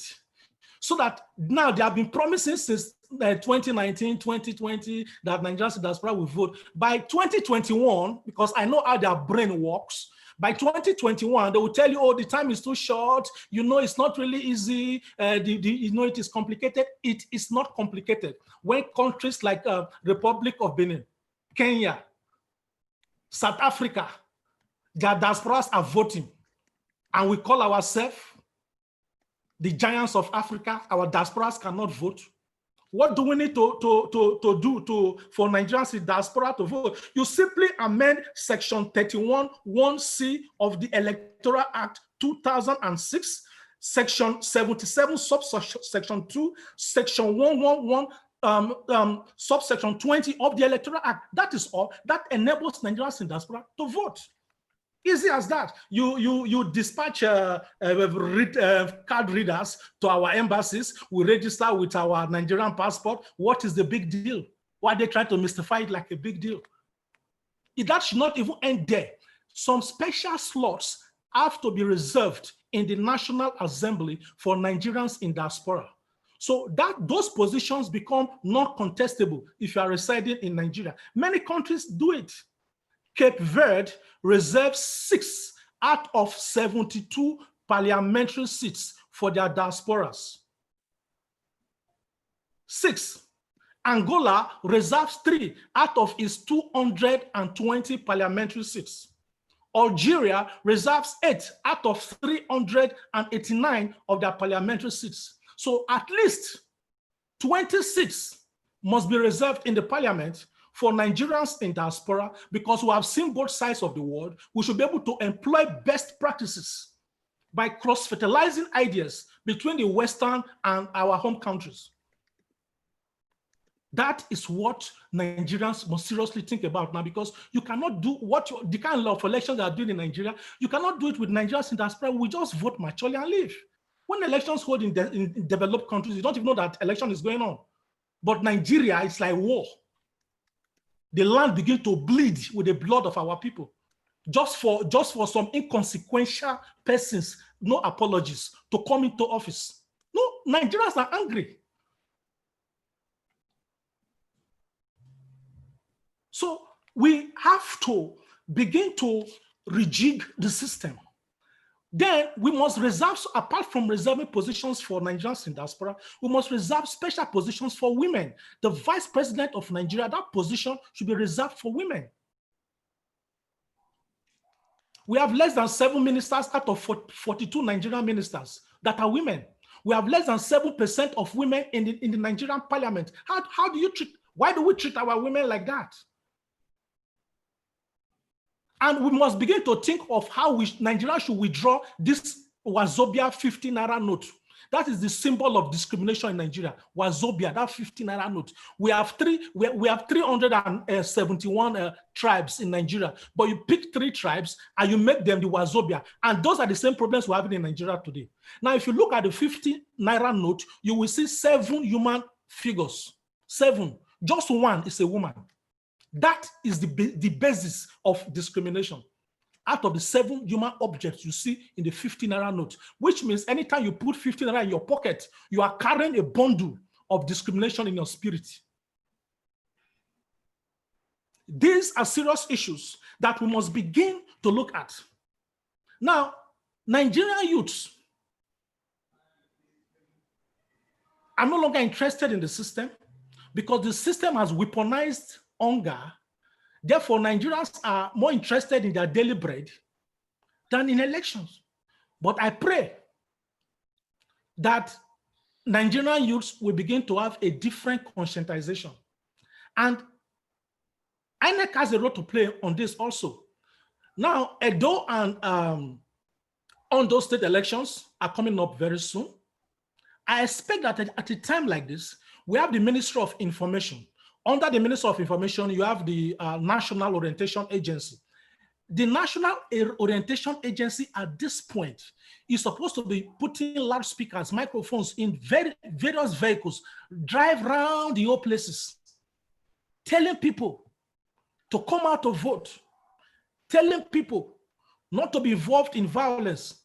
You know, all of these things, telling people that the police is ready to arrest anybody that is planning to foment any type of trouble during the election. You put the fear in the mind of the people. This is what the National Orientation Agency should be doing at this time and point. Election, like I said again, is the soul of democracy. So these are issues that we must begin to consider seriously. Now, once there is a political will by government, everything will become very easy. But those people in government, they know what to do. But if they do it well, they will be shortchanged. They will not have the money that they want. They will not have the power that they desperately want. Now, the president of Nigeria was supposed to have signed the 2018 amended electoral bill, but he said, no, I will not sign it because it's too close to the 2019 election. After the 2019 election, we are going to sign it. Till now, in 2020, he has deliberately refused to sign it. Such things cannot be accepted, because the president swore on oath to protect the Constitution. Therefore, he must be able to respect the laws. Because if from the top, the president is not respecting the law, if they are defecating on our Constitution, you should also believe that the ordinary person will have no respect for the Constitution. So these are critical issues that we must begin to seriously look at. Somaliland is the first country in the world to use iris from your eyes as voter's card. So you don't need to carry ID card or something. Just the system recognizes your eyes, and to know from the biometric data, it will know that you are the owner of the card. So these are innovations. Why did Somaliland come up with this? Because of previous electoral violence. So if we must end the electoral violence in Nigeria, for Nigerians to come out to vote and really pick their leaders, to discourage this rigging and desperation by politicians, we must begin to understand that every country has a peculiar situation. Now, because Mrs. Okafor has told us that Nigerian politicians are smart, we know that. But in the negative way anyway, they are negatively smart. So in a situation like that, we must find a way that will change the situation. And that is why we must introduce voting with your SIM card from the convenience of your home. If we do this, then we are not taking power peacefully. Let me use this opportunity to inform you that our coalition, known as the Global Coalition for Security and Democracy in Nigeria, we are going to do something that has not happened in Nigeria before. Next weekend, on the 6th, you are the first persons, apart from the organizers, you are the first group of persons that are privileged to get this information. Next Sunday, between 4 and 6 p.m., if you go to our website, the website has been configured to conduct the Edo State election online. So people can come there and vote for their preferred governorship candidate of Edo State. The system is configured in a way that you have to register with your email address. If you register with more than one email address, the system is smarter than Nigerian politicians. You will not even see a result. Then automatically within 2 hours, the system will close and the result will generate itself. Everybody will see it. These are the kind of system that we want to see happen in Nigeria. After the Edo State election, we are doing the same thing on the 27th of September with the Ondo State election. So we are going to do a press release tomorrow, Monday, to discuss what I'm telling you now, to publicize it. So let us begin to tell Nigerians that, look, this is how we can vote. So whoever wins our online election, we now find a way of encouraging people to vote for such a person, because that is the true will of the people. No gun carrying, no snatching of ballot boxes and all that. So these are things we should be talking about, electronic voting. So INEC has to be more innovative. Nigerians have to be more responsive. With due respect, I have no regards and no apologies to the politicians that have put our country where we are today. We are very bitter in spirit, in body, and even our soul has rejected the system of governance happening in Nigeria. The killing of our people, for some people to come into power, the monumental corruption. People want Nigeria to even break tomorrow. For people like us that have developed thick skin for patriotism as far as Nigeria is concerned, it is very difficult for us to preach what we are doing, to tell people that, look, we can be great again as a people. It's a very difficult task for us because we believe that it is possible. Because the countries we are living in today were built with the sweat of their heroes. So why should I come from my country and I'm enjoying what other people built in their country? Then from abroad, I cannot build my country. So that is what we're doing. So Nigerians must wake up. If you say, oh, I don't want Nigeria again, I don't care for Nigeria, who do you think will build your Nigeria for you? The same Nigerians. And nobody owns Nigeria more than Nigeria. We did not escort anybody to Nigeria. The country belongs to each and every one of us. So whoever is misbehaving and the person is a government, you must know that tomorrow you become X this, X that.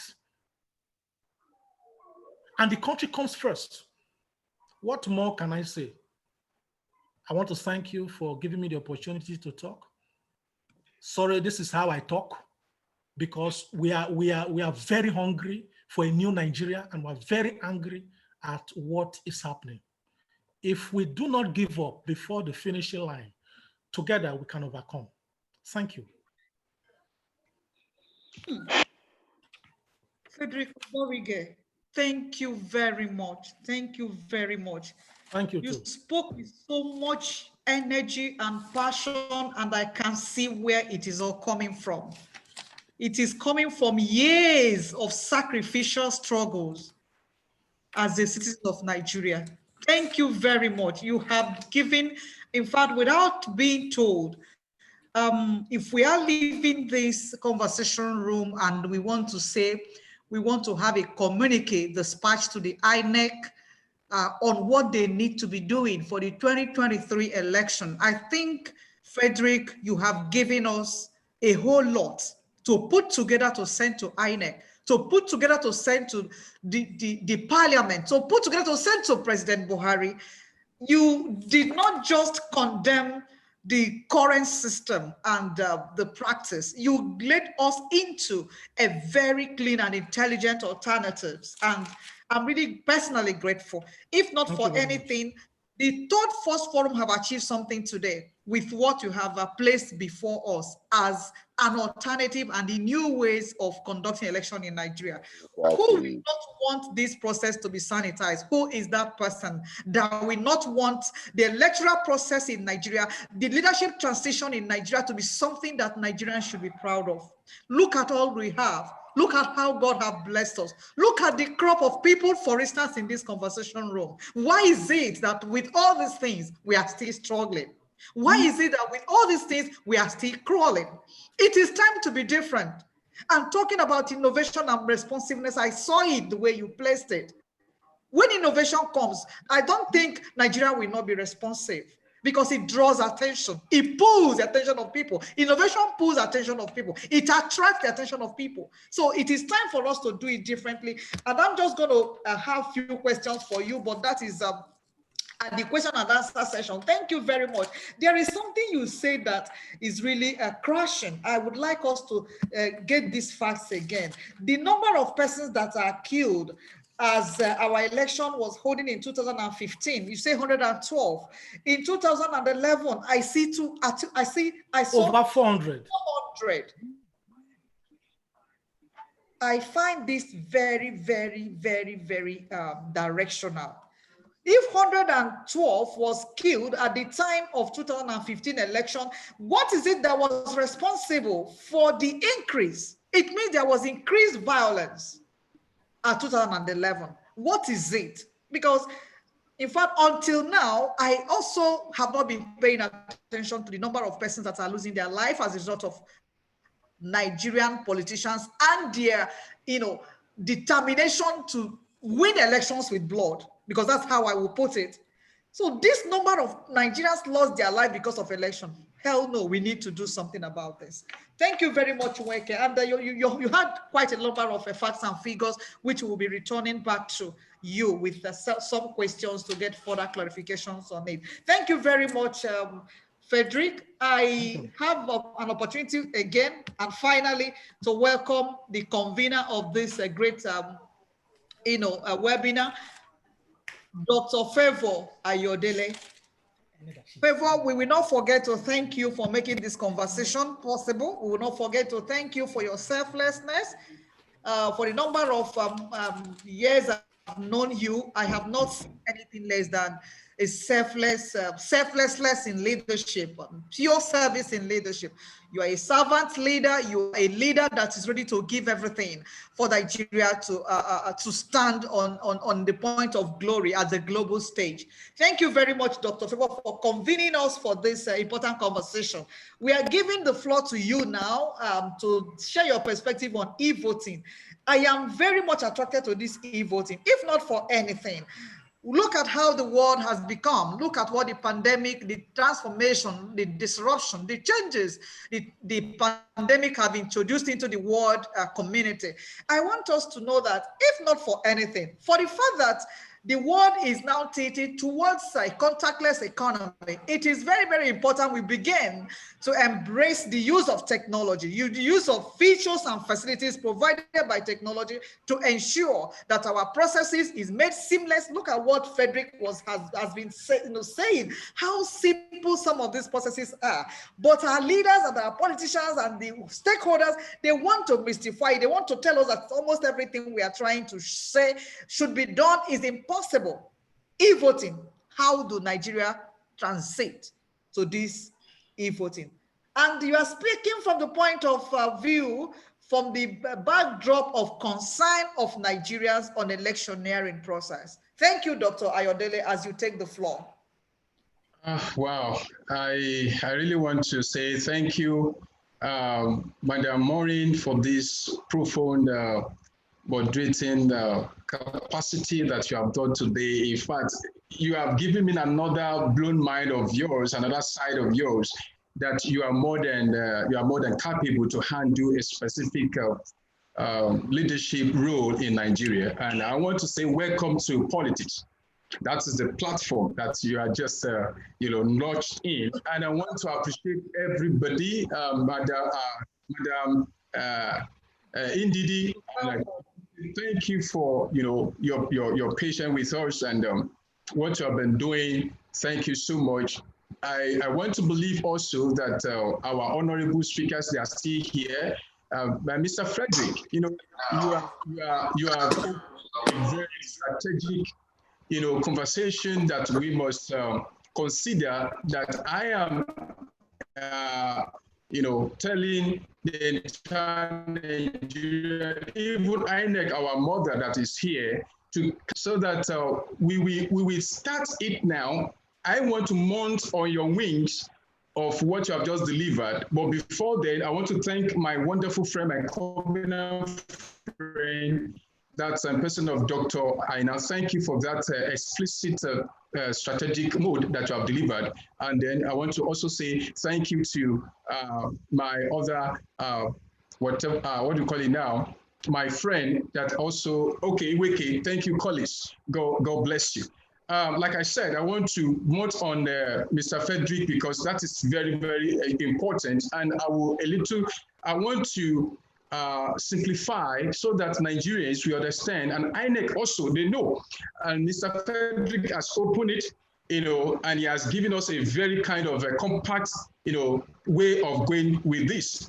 And however, I want to say that in 2050, Nigeria, let me just say Nigerians will be 401 million statistically. And in 2023, at least we are going to double, at least a little bit increase from the number of the election we conducted, the electorate that voted last election.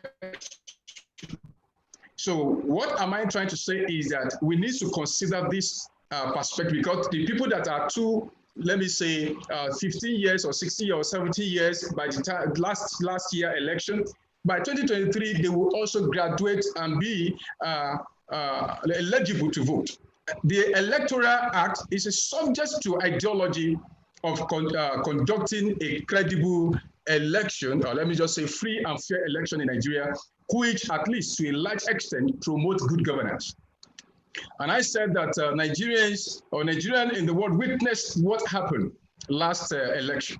Of course, you know, the general election showed the level the system cries for formidable block over the electionary loopholes. Mr. Frederick has explained some certain things, but I want to buttress it so that we understand more of what he's saying.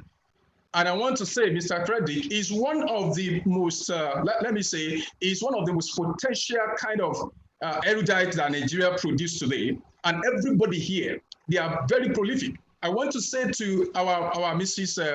Ndidi that Nigeria, you also agree with me and people that are listening to me today that we are part individual nation in the world. So we have it. Everything that you want to do, Nigerians has them all. They have them all. Now, what am I trying to say is that the view of the world leaders and the concern on Nigeria's image needs impeccable technological effect that will change the narrative. That is what I want to emphasize on. Because our leaders are so concerned about their belly, they are concerned about their, okay, 2023 or exact, is it going to be June now or July? Then Mr. President will be ex-president. Everybody will be ex. So what are we talking about? So after the just concluded election, 2019, we could see that, you know, the home and abroad express their deepest feelings.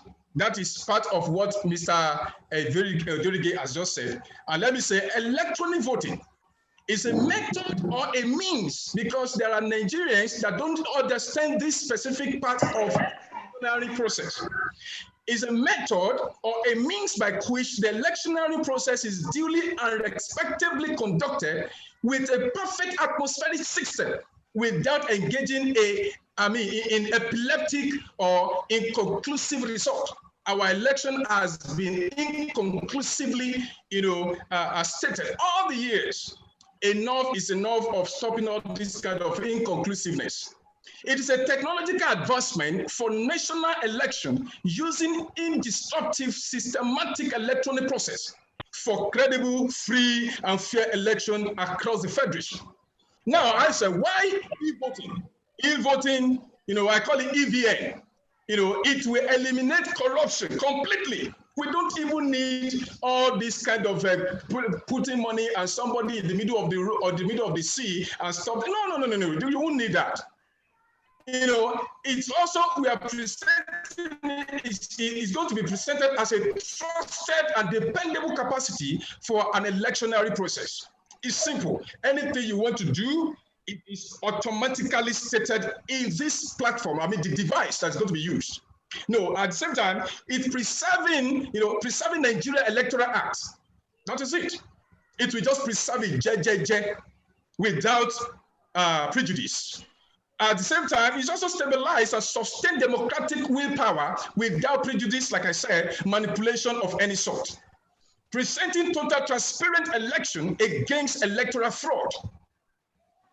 I go further because of time, and I said economic preservation and execution and maintenance of election budgets.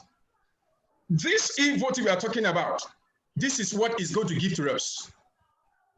Free access to voting by electorate in their comfort zone. Free access. Free access. Now, I registered in my town, what is the name? Ilarogun. That's where according to INEC, last election, no, I have to travel my family down here. Everybody, we came to Lagos, and now we want to go back again and vote.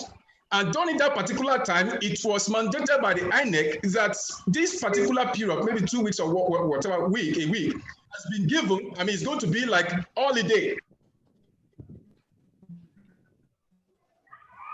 no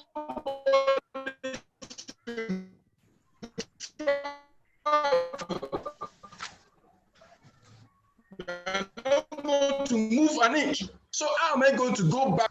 Now let's continue. 6 use of guns and ammunition, all this stuff. Enough is enough of all this bloodbath in Nigeria. We have to set example, a very powerful example to other African nations. No. Let me say, no problem. Initiative for credible, fair, and fair election. It's also replaced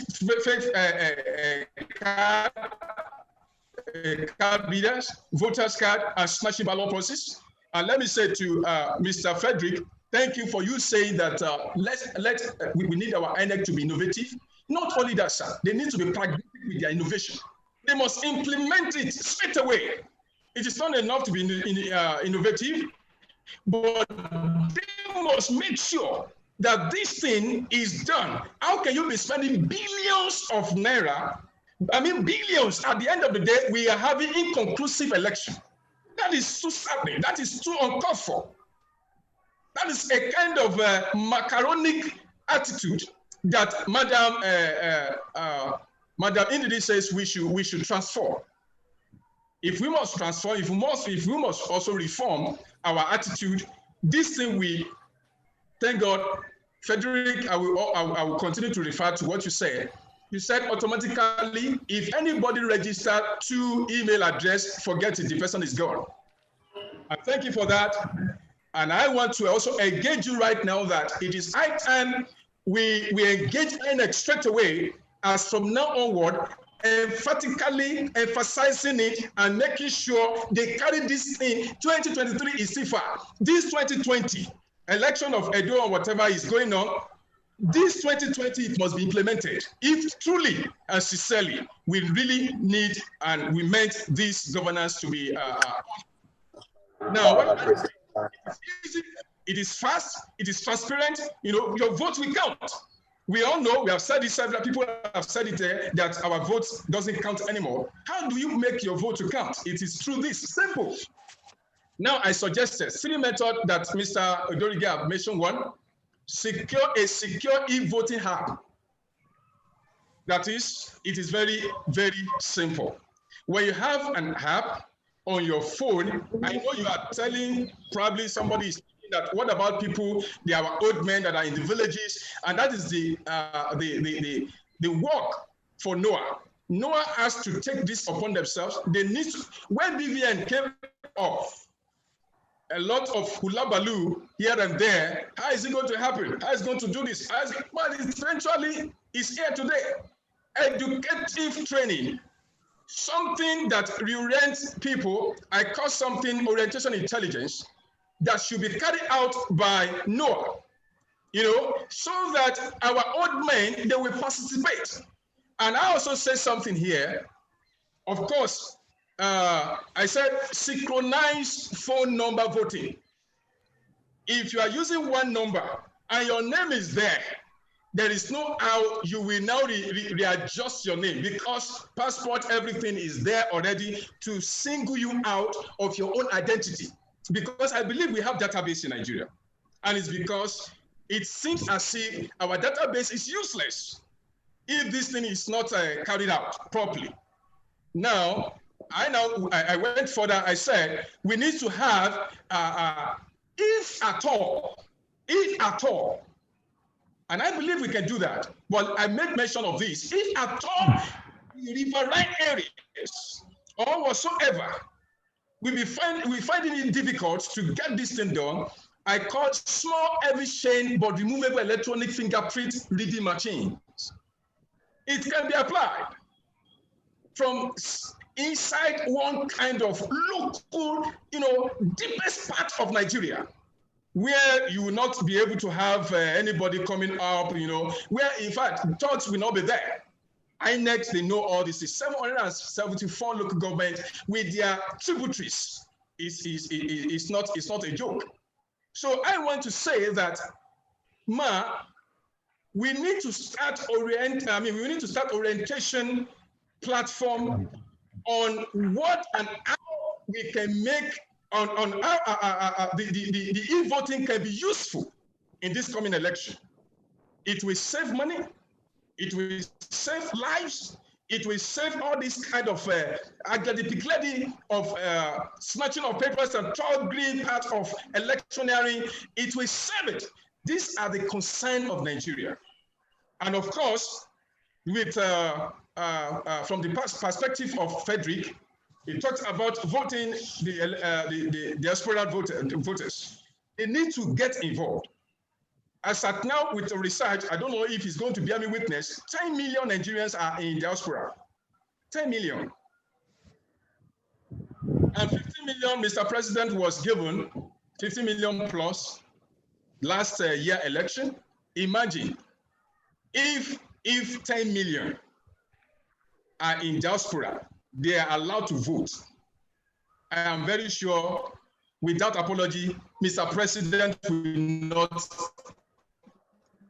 come on board today. He will not. So what are we saying? We need people that are credible. And if we know, at the same time, we understand that Nigerian politicians are smart, but their smartness, it cannot be as smart as e-voting platforms. It's not possible. We have genius that can help us to do this thing. Let's invest in our potentials. Let's invest in our youth. Let's invest in them. Let's call them. Let's strategize. Mr. Frederick is there. Let's call it all together with his and also our own team here. We can bring all these expertise together and make do of election that we have free and fair in Nigeria. So this is my take, and I hope I've not gone outside my box when it comes to time. Thank you. Phenomenal leader and he for she champion. Thank you very much. Whenever you speak and I look at the energy, I look at the passion, it just tells me one thing. I say, what have this gentleman been doing outside the leadership circle of this country? Thank you very much, Dr. Ayodele. You hit so many points here that I am just going to enumerate because if anyone now has been arguing on why neither a means of electioneering in the incoming election of 2023, I think you have more than 10 different reasons presented here to let that individual know that there is no reason at all why we should not consider, and as a matter of fact, why we should not use e-voting. First and foremost, you said something. You mentioned that inconclusive. An inconclusive election is not a credible election. There shouldn't be room for inconclusive sense of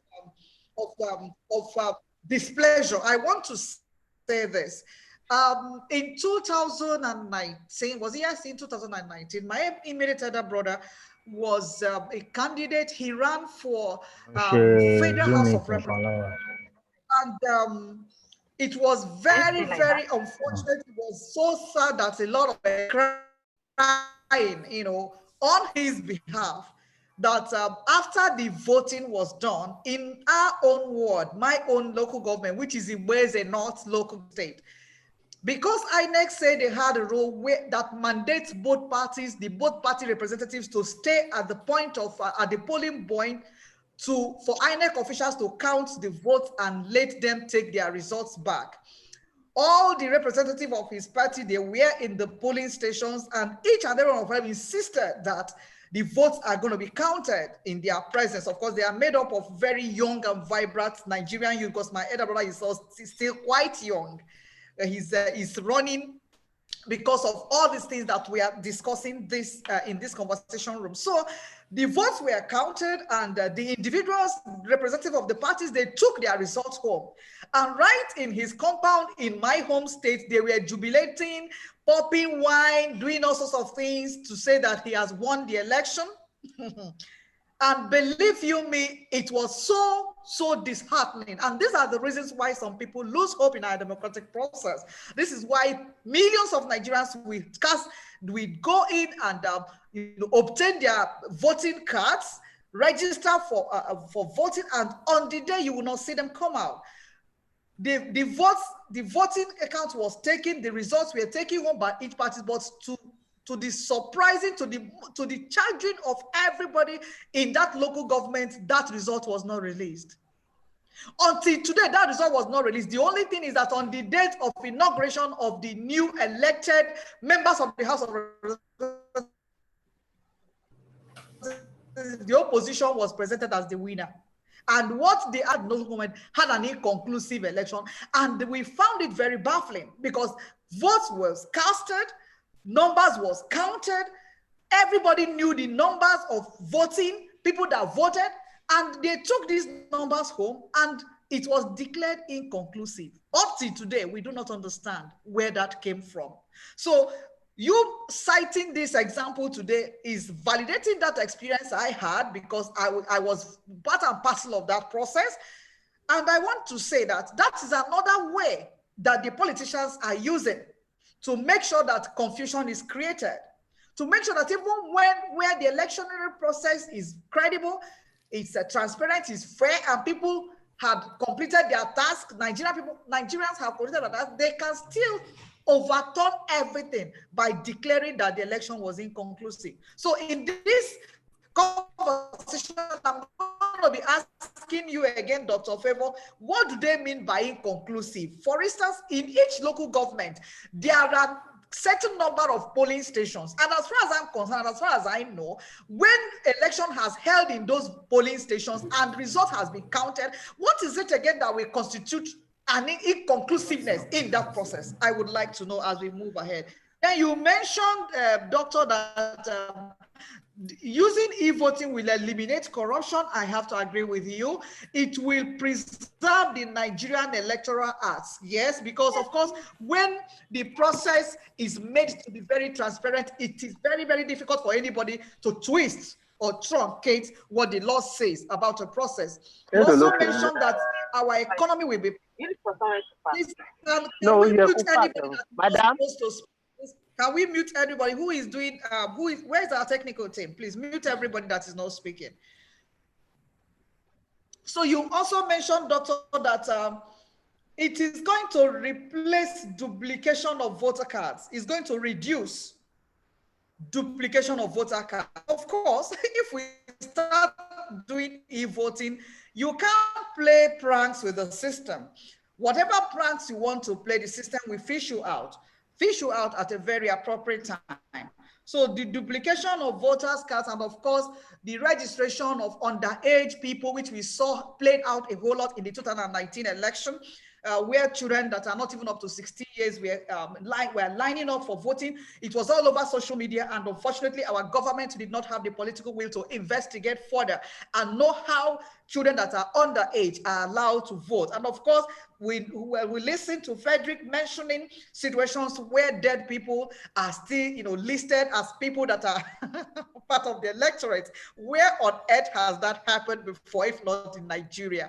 It has to stop.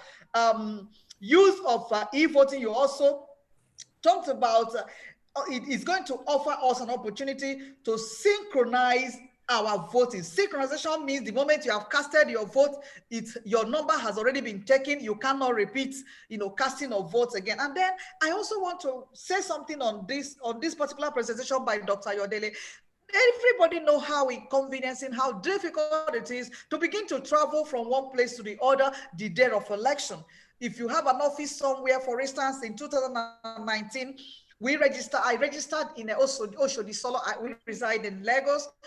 We registered in Oshodi Solo local government, and on the day of the election, we've been going to make sure that we are transferred, and then we do our what they call card of validation in the particular area, which is a Tiosa we have relocated to. And unfortunately, this process was not tidied. We were not able to vote because we were meant to go to that local government where we have already moved out from. And of course, it was only my husband and few members of the family that was able to wake up as early as 4 a.m. to go to that place so that they'll be able to cast votes. I personally could not go at that point because of other things I had pressing. And then it made me very, very sad that somebody needs to go through all of that to be able to cast votes. E-voting will, remove all of these hurdles, it will remove all of these barriers, and of course, it will get our process sanitized. This is what Dr. Ayodele has presented, and of course, he mentioned also revenue. How much do we really need to spend to conduct our elections? I know that people are talking about, Madam Ndidi was talking about the money that each candidate or politicians are meant to spend, and to me still, that is so outrageous. How much should a country spend on electioneering, especially countries that are emerging economies, countries that are developing just like Nigeria? Are we going to be using all our resources to run for elections where we do not have our industries running, we don't have our schools, with all their facilities, we don't have research institutes that are functioning, we barely do not have power, we don't have anything? How much money can Nigeria actually spend? How much money are we supposed to spend or deploy to our electioneering? So all these things, these fantastic people, Dr. Ayodele, you have been able to expose us to, and I want to believe we have a lot of questions for you, Dr. Ayodele. So thank you very much. Everybody has spoken. All the facilitators have shared their perspective. It is time for us to throw our weapons, that is in questions. So the floor is open for everybody to throw your questions open.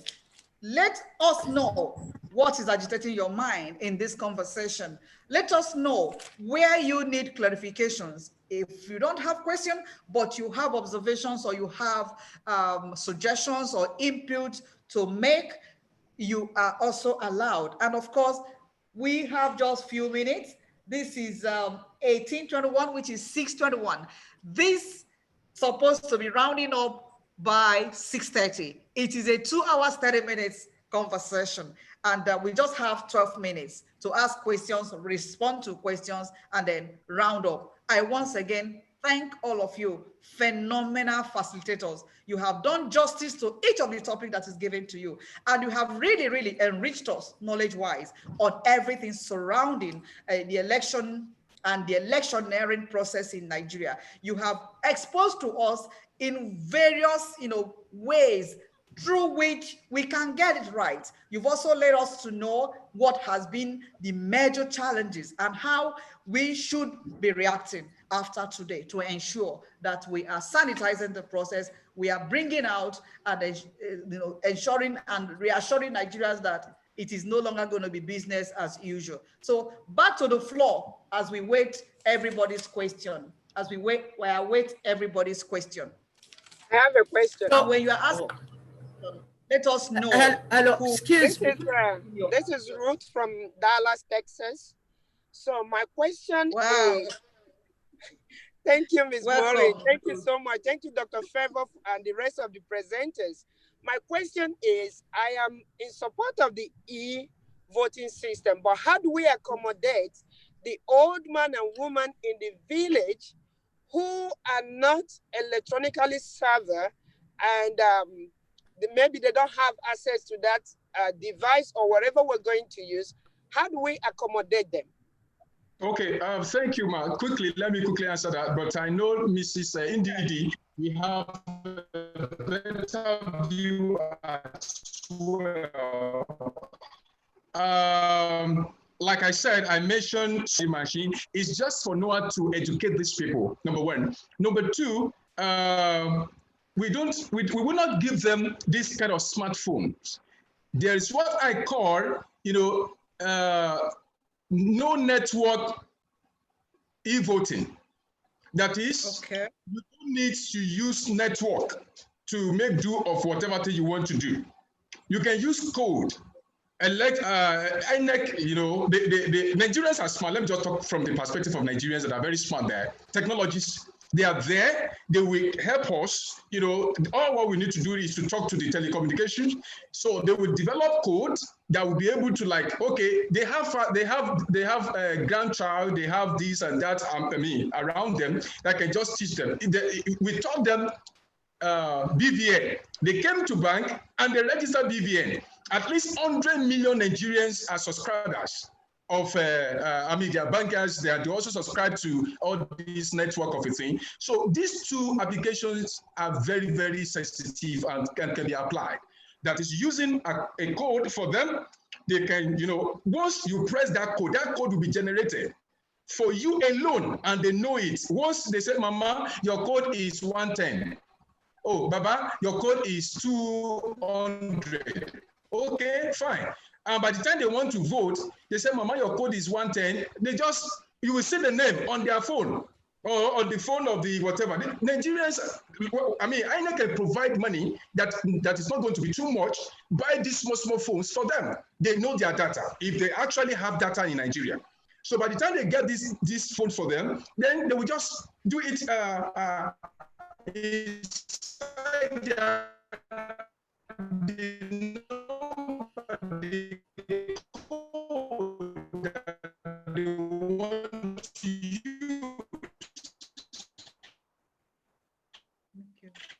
Of course, they will press and name of the pattern. They will just put the code there. That's all. This same option, two options can be there. All what we need to do is to get them oriented. Simple. Okay, thank you so much for the answer. Thank you for the answer. You're welcome. Yes. This is Princess again. Okay, since we're gonna do that for these old men and women, have we ever considered, remember United States, even as savvy as we are, we still have election interference, and you also had it as it played out in the last election, and it's also playing out now. How do we curtail or mitigate election interference from other parts of the world and also from our own Nigerians who know how to navigate this system? Thank you. That is what electoral reform is all about. That is what electoral reform is all about. Once we sign that once it is in motion, it will be impossible. Let me use that words together. It will not be possible for them to interfere like that, because we'll have given them a very wonderful a template.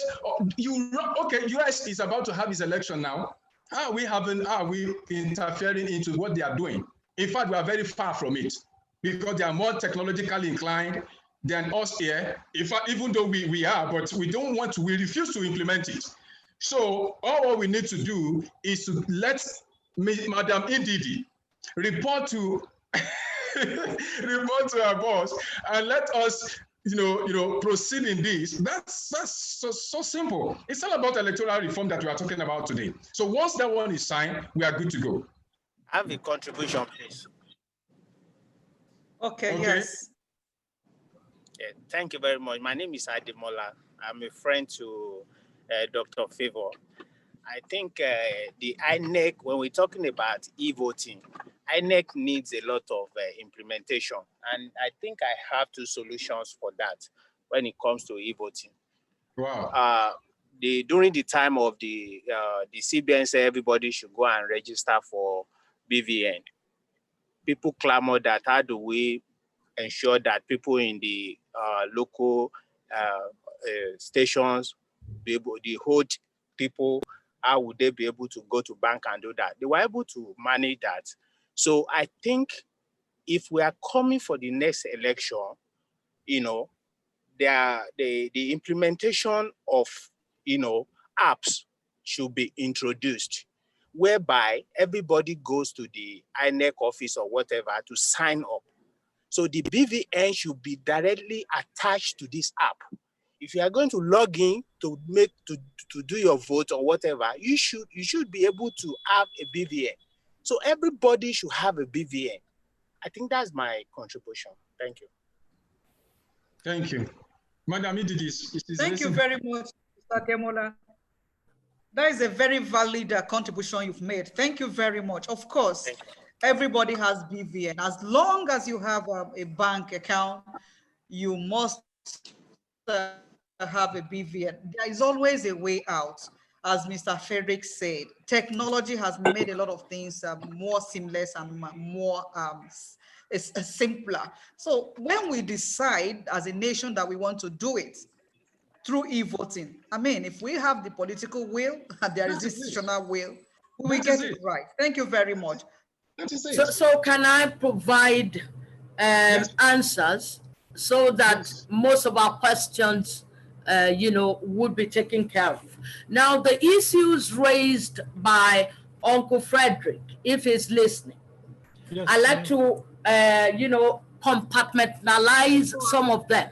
Let me just pigeonhole them as legal issues and then talk about others as attitudinal.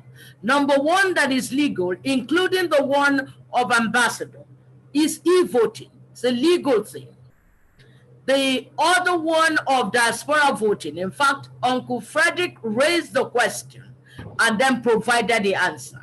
So it's also legal. And then the fact that you are not able to vote or register from where you are is also legal.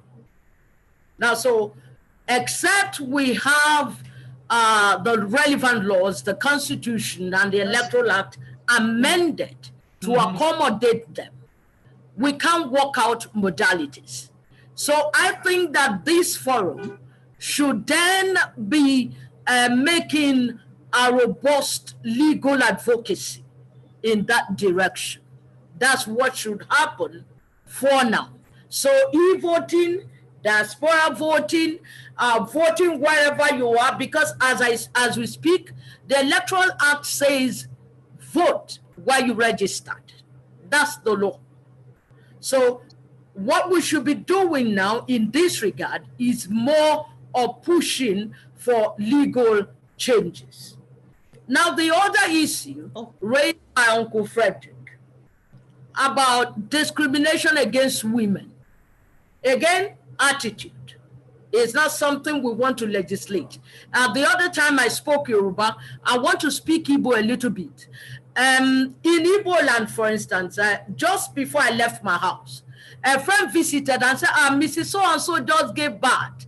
Another friend was seated. She said, so gave birth to what? She said, a girl said, hey, I'm sure that our dean is listening. You know, another woman, that was what that friend did. Said, another woman, as if a woman is not a child. So the society is patriarchal, is attitudinal, the way we see women. We can't legislate that, to a large extent. There can be legislation in terms of affirmative action. That, look, set aside this for women. That has also been done, but are the political parties doing it? Are we doing it? You know, so a lot of attitude is needed in the way we see women, attitudinal change, that women can contribute. Now, Uncle Frederick said they want to conduct online election. Was that what you said? Yes. Online election. Yes. No, I'm sure maybe what you're saying is you're going to do a kind of opinion poll. Yes, it is. Yes, because, our elections are not done online in Nigeria. So maybe you're doing a kind of opinion poll, but we don't do online elections. We don't do online registration of people. No, because all of these are legally not permitted by the Nigerian laws. Now, Dean asked a question. She was wondering, so inconclusive, what happened? The first issue I raised about the way we take election, violence, do or die. So you've set up the polling unit. Voting is ongoing. And then some people saunters along, cuts away the ballot boxes, the ballot papers, beats up the people. Where are we supposed to get the vote to count? Isn't that clear? Now, you also raised another issue, which has to do, with, you see, we saw the election, in our ward, we saw it. We have copies of the election, right? So let me talk about the technical difference between result announcement and result declaration. These are two different things. Okay. When a result is announced at the polling unit, it is Commission's transparency rule or transparency tool to guarantee the right to know. The people have the right to know who has won in their wards, in their polling units. That is result announcement. That's why when you go back to the polling unit, when election has been concluded, you will find that the officer has put the result sheet on the wall for anybody to see. Transparency. But result declaration is that Mrs. Maureen is the officer that has been empowered to declare a winner. So that's the difference. So that the result was announced at the polling unit, at the ward. That is transparency tool. But integrity checks are done on the results. For example, I am the collation officer for the ward carpenter. That's me. I'm the collation officer. And Uncle Frederick polling unit brings me a result. The people who registered at Uncle Frederick's polling unit, registered voters, are just 500. But that result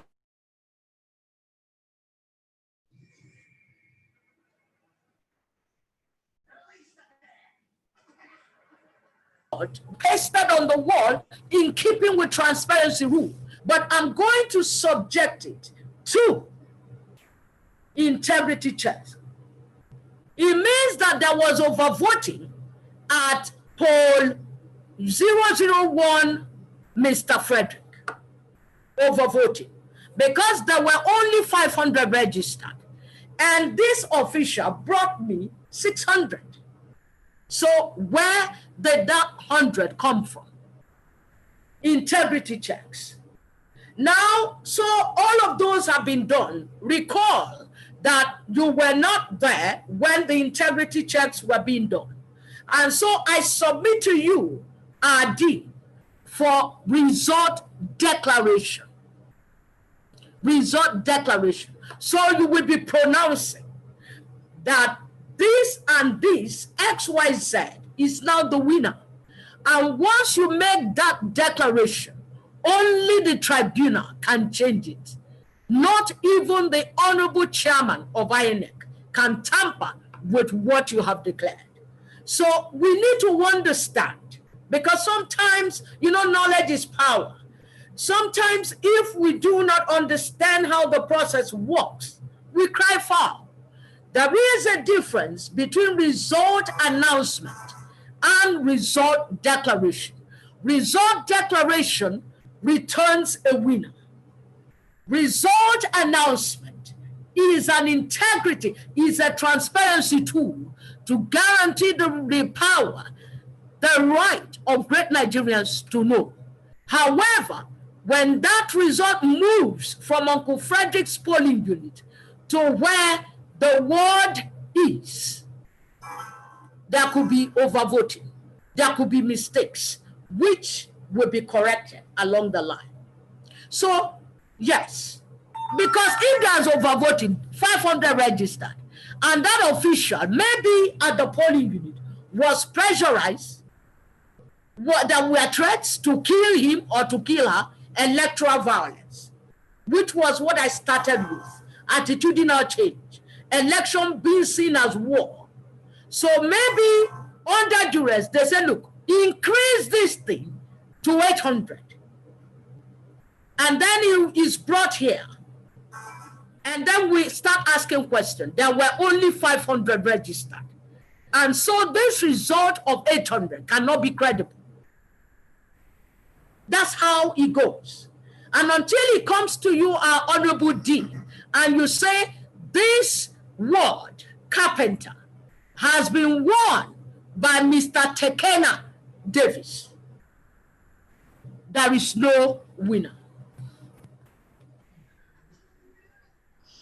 Okay.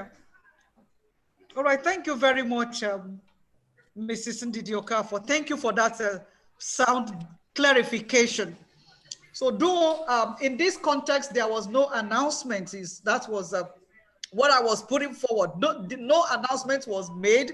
There was no reasons attached to the announcement that was not made for that particular local government, but we just find out that on the inauguration date, they brought a particular candidate. So that was what really gave all of us concern. But this is fine. You have made some explanations which I will take home again and then begin to ask further questions. So thank you very much. Frederica Odorige, you rose your hand. Yes. I think you want to put up something. Okay, all right. Thank you, Mrs. Okafor. I would like to add that now we are entering a period where the National Assembly is about to alter our constitution. We usually use the word amend, right? So I believe that this is a very, very good time for INEC to present some issues that should be reflected in our constitution. For example, this electronic voting, diaspora voting, and all of the issues that we have raised here could also be presented before INEC. Now, one very ugly thing about our elections is that somebody has a case in court, but the person has been sworn into office, maybe as a governor. So we should have a law that you cannot be sworn into office until your case will finish. And that case should not take more than 90 days after the election, because they end up entering into government and using the money of the state, going to the court with siren, using the resources of the state to turn their illegality to legality. So we should have this kind of law that a president cannot be sworn into office, or anybody cannot be sworn into office when the case of the election has not been concluded. That is point number one. Now, you will also remember that many foreigners interfere in our elections, and it is a shame for our security agencies. Very, very shameful. People from Niger Republic openly campaigned. They stood on the podium to campaign with APC in the 2019 election. And the APC confidently told Nigeria that there's no big deal about it. But we're always glued to our CNN when journalists are castigating Donald Trump and for allowing Russia to allegedly interfere in the US elections. Now, in 2019, it was reported that voters' cards were seized from 700 foreigners living in Nigeria. The question is, were they ever taken to court? It was also reported that immigration arrested 300 foreigners that tried to register for our voters' cards. They were never taken to court, because their sponsor might just be one big politician, and the matter was swept under the carpet. These are very serious issues that we must not take for granted. And another thing that I would like to say is that our opinion poll, yes, that you use the right word, which is coming up this weekend, is just to show to Nigerians, even especially to INEC, that we can do it electronically. And that is why what we are doing is not official, because they are coming before the elections. The Edo State one is coming up on the 6th, as against the elections coming up on the 19th or thereabout. So the idea is to also encourage the people on how to vote, on which of the candidates seem to be the most likable, and all of that.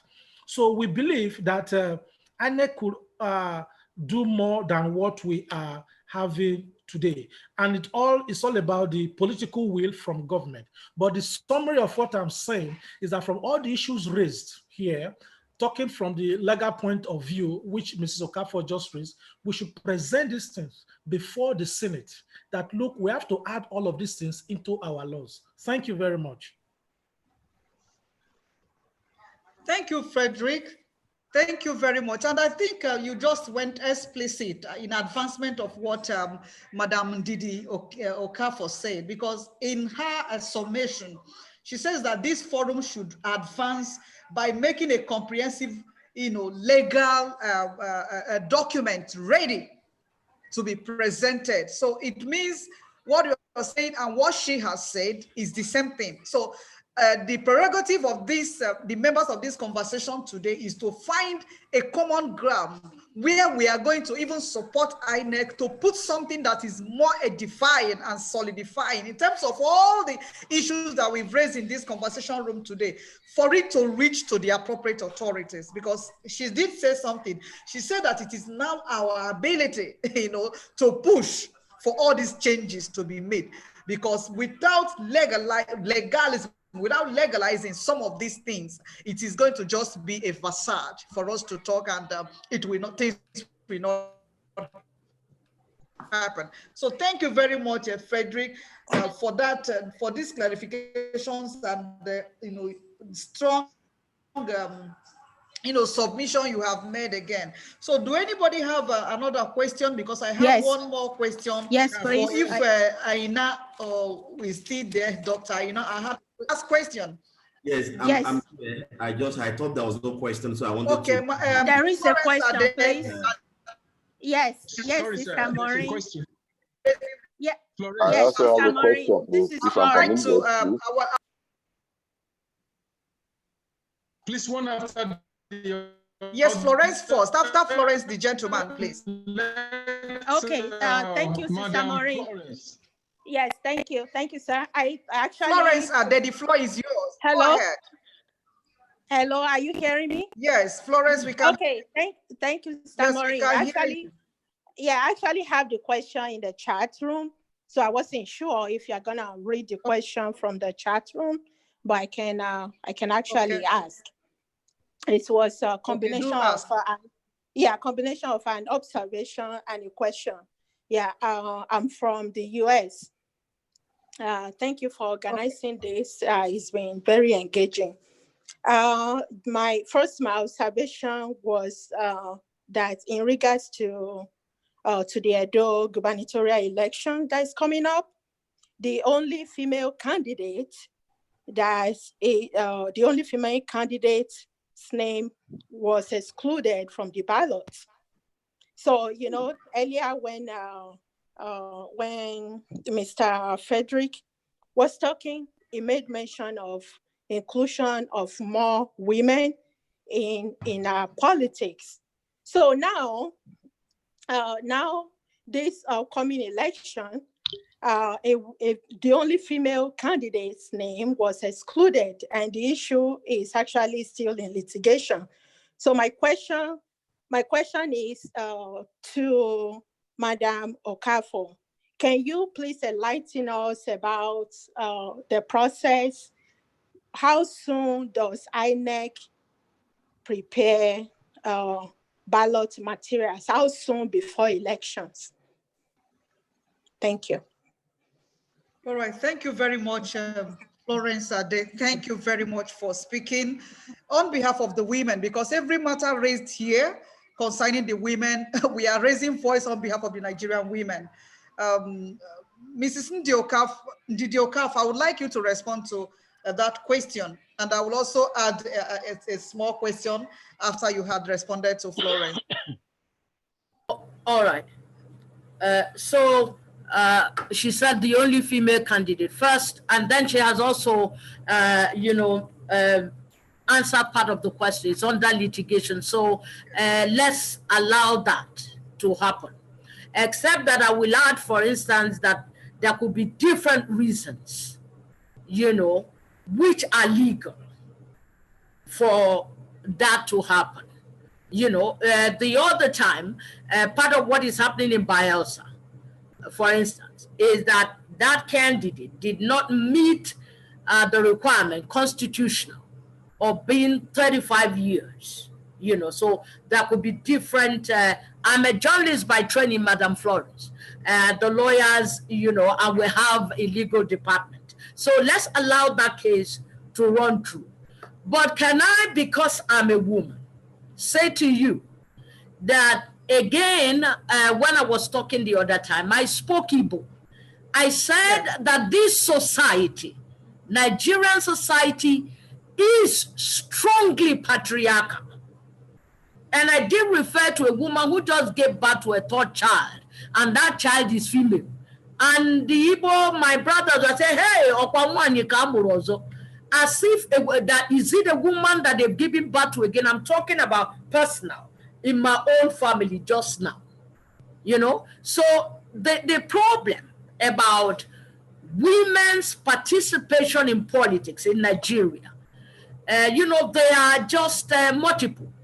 First, the deep patriarchal nature of the society. The issue of violence. Women can't stand violence, and I know you can't either.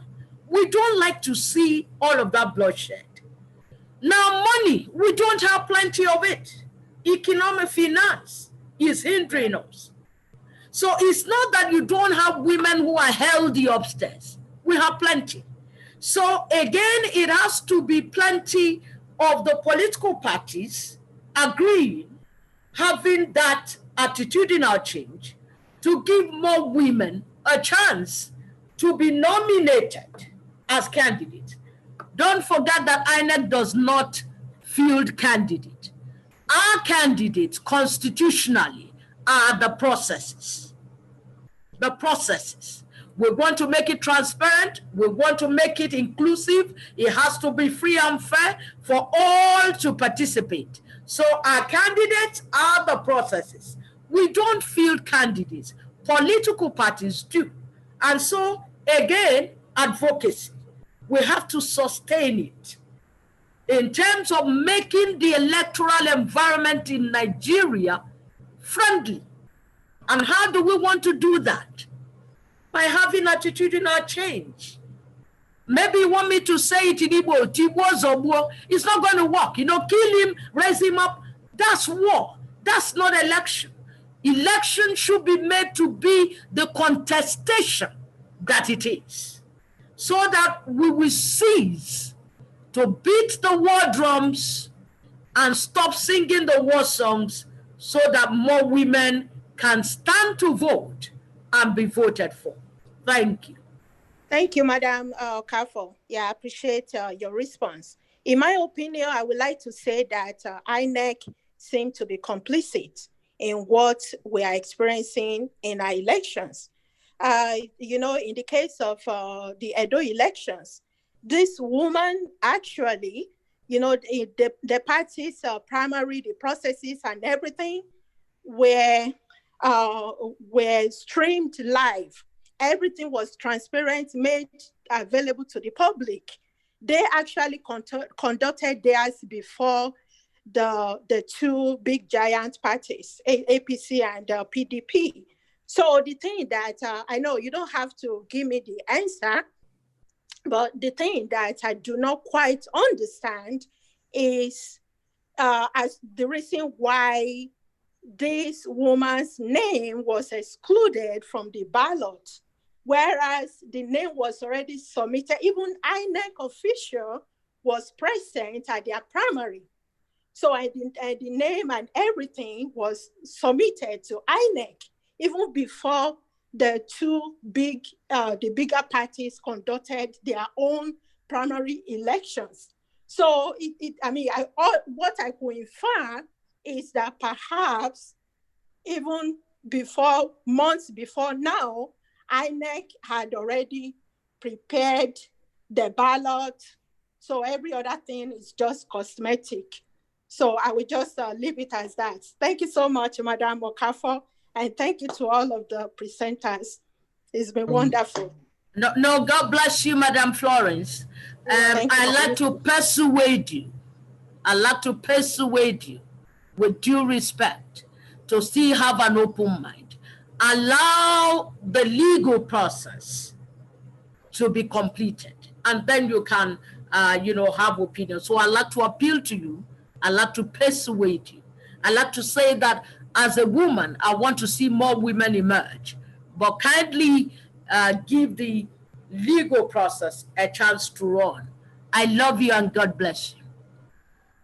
Thank you very much, Madam Ndidi. I think to add a few words to what Florence has just brought up, I think after this conversation also, you could we could just casually make further inquiries about this particular case and find out actually what transpired. If we're able to get ground information on what happened, maybe we could get across to Florence, because I see she's deeply concerned. And as she's mentioning it, I'm also deeply concerned, because as much as we believe that we have a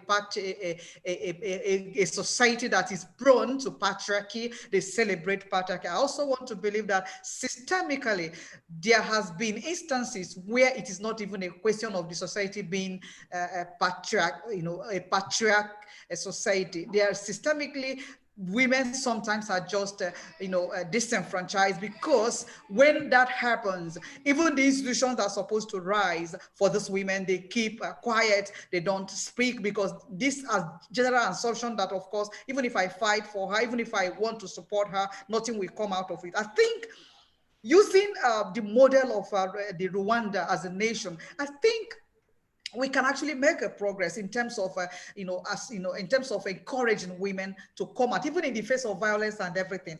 If we begin to, how do I put it? If we begin to advocate for policies to change, certain policies to be utilized, to be used, women will have a voice. Women will be counted. For instance, as of today in Nigeria, we are still using quota system in our educational system.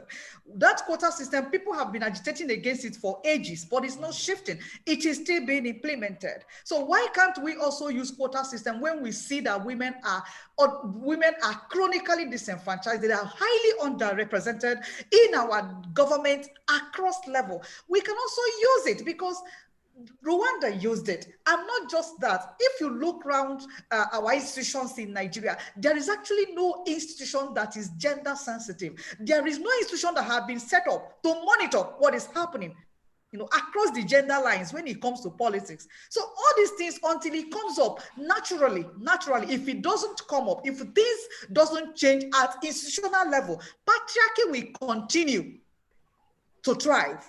Because I want to believe that the culture of patriarchy is about our culture. That is how we all grow up to meet it. But culture should supposed to be dynamic. So, but what is it that helps culture to be dynamic? When we don't change, these institutions are so static when it comes to, they are not seen through any gender lens. Even when other nations are seen through gender lenses, they are making amendments, making changes. Nigeria just seems to remain in the same place. So it really, really, really needs to change. And one of the things that I will, as a matter of fact, as a person, I am going to do serious things about if we are able to advance this conversation, is to ensure that even the electoral reform is going to do something, is going to capture something, or except it has not captured something. I was discussing with a Dr. Ayodele a few days back when I was telling him that my elder brother was saying he's going to mail the reform to me for me to read it in total. I wanted to say, this reform, did it really capture the fact that women are systemically disenfranchised in the political process? It isn't going to capture it, because when the system makes a move, people are completely going to align. I can assure us this. Few days ago, the Supreme Court asserts now that any woman from Igbo land is going to be able to inherit from the father's inheritance, whether the will says it or not. A woman now has the capacity to ask his brothers, oh, I am a part of this inheritance, I need to take it. Under my organization, Network for Women and Public Policy, immediately we saw that news, we organized ourselves and we talk about how to help women who would want to approach the court in case they are denied, even with the Supreme Court ruling, which I know will emphatically change that dynamics from where I come from. Except now a woman do not have capacity to approach the court, or a woman does not have capacity to fight. He will just allow his inheritance to be taken. Sometimes we don't even have this inheritance, but it's important that the judicial system is beginning to throw these windows open for women to have the capacity, or even the psychological composure on the capabilities to say, oh, this is what I need to do now. If they don't have the resources to push it, they look for resources outside. So I'm going to say, Madam Okafor, adding to what Florence says, the bottom line is that this thing has actually gone beyond our culture just being a patriarch-induced culture. There is certain level of consciousness that we have not been able to raise, across our institutions, and it is killing us. And the bottom line is this. At the institutional level, people are not free to do whatever they want to do. I want to believe that. At the institutional level, at organizational level, at the public space level, there are certain things people know that they cannot do because the law is against it. The law is against it. So I think it's just a question of us raising our bar a little bit to make our institutions to be a little bit more conscious of what gender balance and equity and fairness supposed to be in our in our public space. That's just what I want to add. And I believe that as we are advancing on this conversation, we are still going to call upon you, because by and large you have a lot that you can give us as we are putting this thing together, to fly from this point. So thank you very much. There's a gentleman that wanted to ask a question. Yeah. The gentleman on yellow. Yes. Sambo Davis. A very good evening to you people here. Right now it's early in the morning right here in India, calling from India. My name is Sambo Davis Tekena, and I'm based in India. I want to say very thank you for allowing me to participate in this meeting and this conversation. And I want to say I'm very happy the way my GC, Mr. Frederick, attended to every, as if he spoke my mind. And I'm very happy the way he handled the conversation on INEC reform. And also regarding, I want to say my shout out to the moderator, Madam Maureen, the way you handled this moderating this show, so I'm very, very pleased. And also to Engineer Ayodele or Mr. Ayodele, I'm very happy also. And to Madam Ndidi Okafor, who I believe is happy to be the INEC from FCT Abuja. Yeah. Yeah, I have some questions to ask. And my first question goes like this.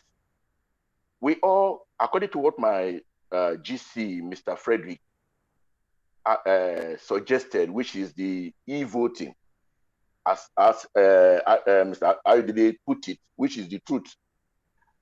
Is it impossible for e-voting in Nigeria? This is my first question. Then,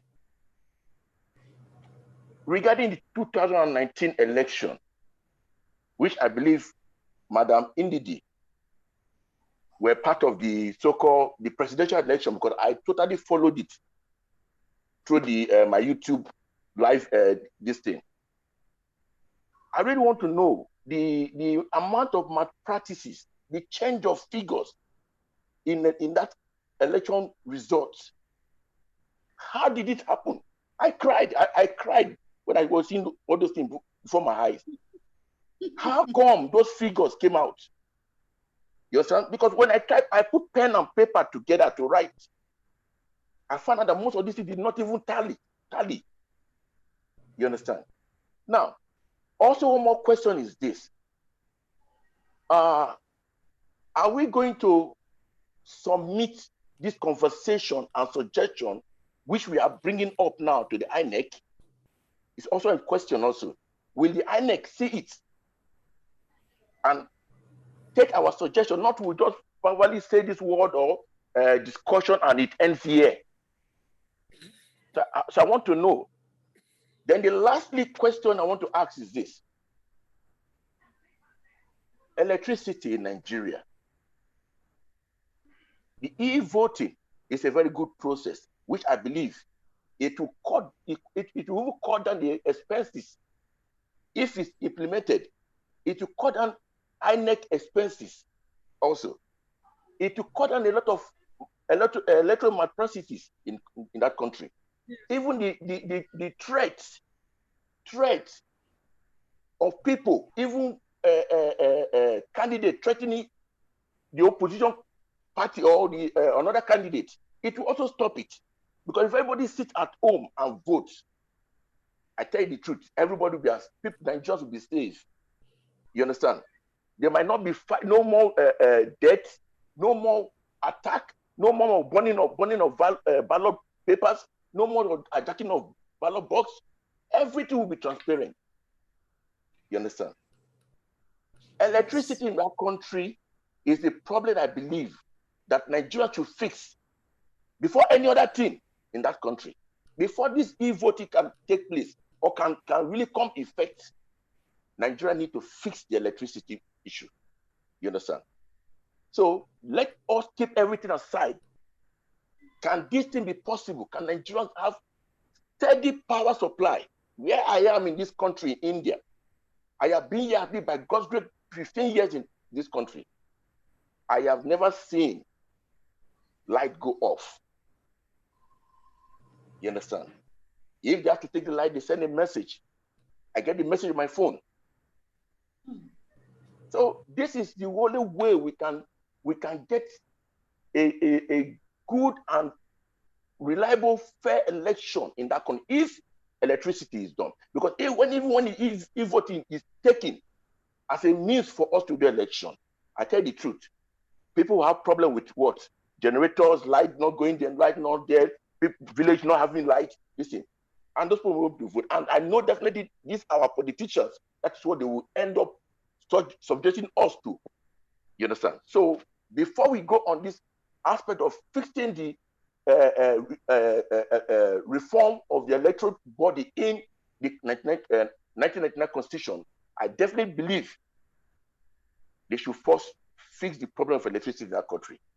You understand? And if really, and only if Nigerians are really ready to do a reform in this electoral.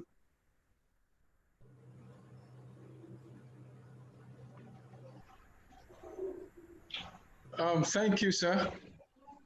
Thank you very much.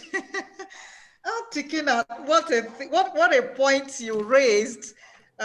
We just have 2 minutes to round up.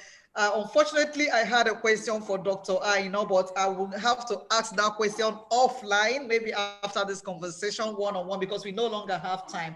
And we really want to keep to time. We had promised everybody that this conversation is going to be ending in 2 hours, 30 minutes. Now is we have almost 36 minutes behind the time we're supposed to to close. So I would like to just allow Madam Didi Okafor to respond to Sambo Davis Tekena's very, very biting questions. Tekena, thank you very much for identifying these power challenges, because of course, it's possible when it is time for us to do our e-voting, they will make sure that there's no light everywhere for anybody to have even charged their phones or their computers. So if you are in total darkness, there will be no voting. Thank you very much, Tekena. Madam Okafor, kindly respond to these questions. Thank you very much. Thank you very much, my brother. God bless you, Sambo Tekena. First, is e-voting going to ever be possible? Yes. And don't forget that I have said that the commission is well disposed towards all input that will deepen democracy. It's not against e-voting. But the advice that I have given is that we must all continue to sustain legal advocacy so that the laws are changed to allow that. When the laws are changed by the National Assembly, not INEC, then the modalities will then be worked out. I think that we need to do first thing first. Number two, your allegation that there were change of figures during the 2019 election, all of those have gone through the legal processes, ended at the Supreme Court, and a declaration by the highest court in Nigeria has been made, and that is what is valid. As for all that we're saying, is it going to end here? I've also advised that Dr. Favor should also, the group should also put together all of their recommendations, so that it can be forwarded. You can forward that to as I speak, they are receiving, memoranda from Nigerians in the National Assembly. So you can also leverage on that to submit what you have. Other civil society groups, are doing that. One more time, great Nigerians, you have done well. We must continue to, make contributions. We should not quit. Quitters don't win. Be encouraged. Our country is going to, transform from grace to grace. And you are children of the books. God said, if my people...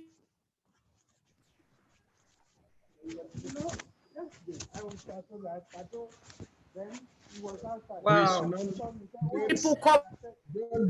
Okay.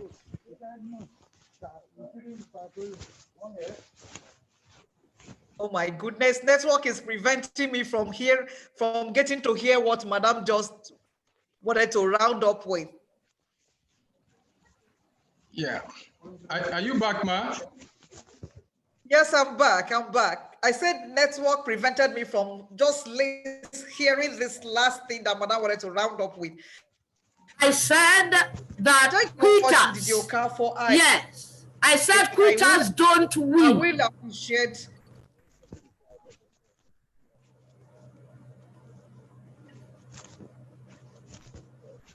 Okay.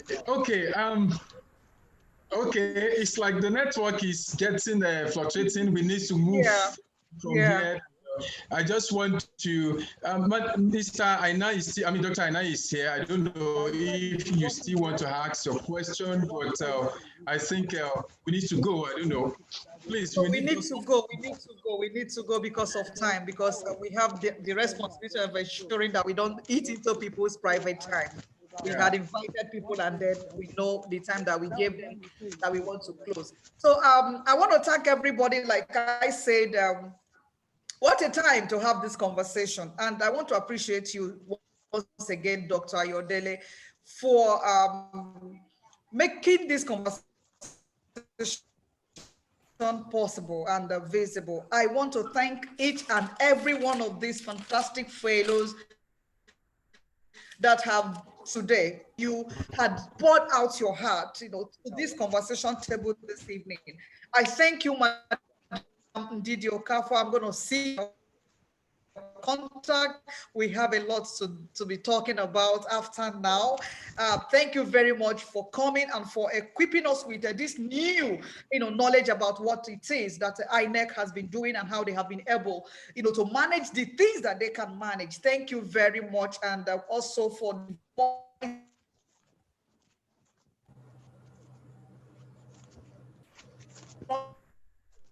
voice you gave us on his cross. I thank you, Olusiji Aino. Thank you very much. I am going to be getting across to you after now, because of course, my company, the Gap Group, we are running in the Nigerian economy. And when we are talking about economic opportunities, they say we don't leave it for government alone. I am going to be discussing with you after you answer my questions on how we can actually create economic opportunities for our youth, because the company coincidentally have their CSR in that direction. Thank you very much, Collins Nweke. You put so much on ground talking about campaign finance and money politics. You put so much on ground on what we need to understand for us to be able to really progress and make success out of whatever thing we are trying to put on the table as our reform. Thank you very much, Frederick.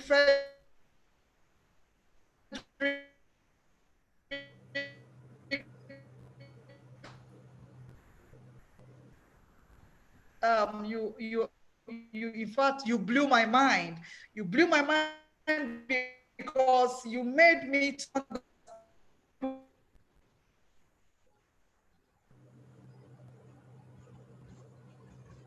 capacity to even stop it completely. That is what I am going to be driving at, because it is so heart-wrenching to see that up to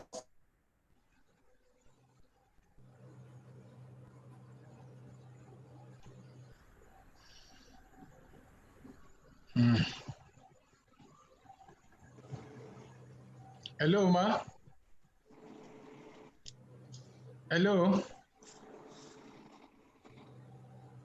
I think network is becoming to their life on election just because we want to bring people in. So it is quite heartbreaking, and we need to ensure that is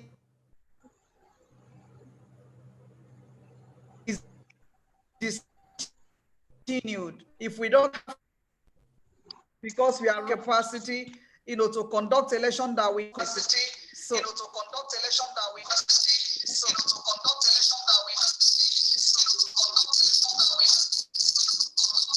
it's like lost her. I am trying to connect with another gadget because this one is having a problem.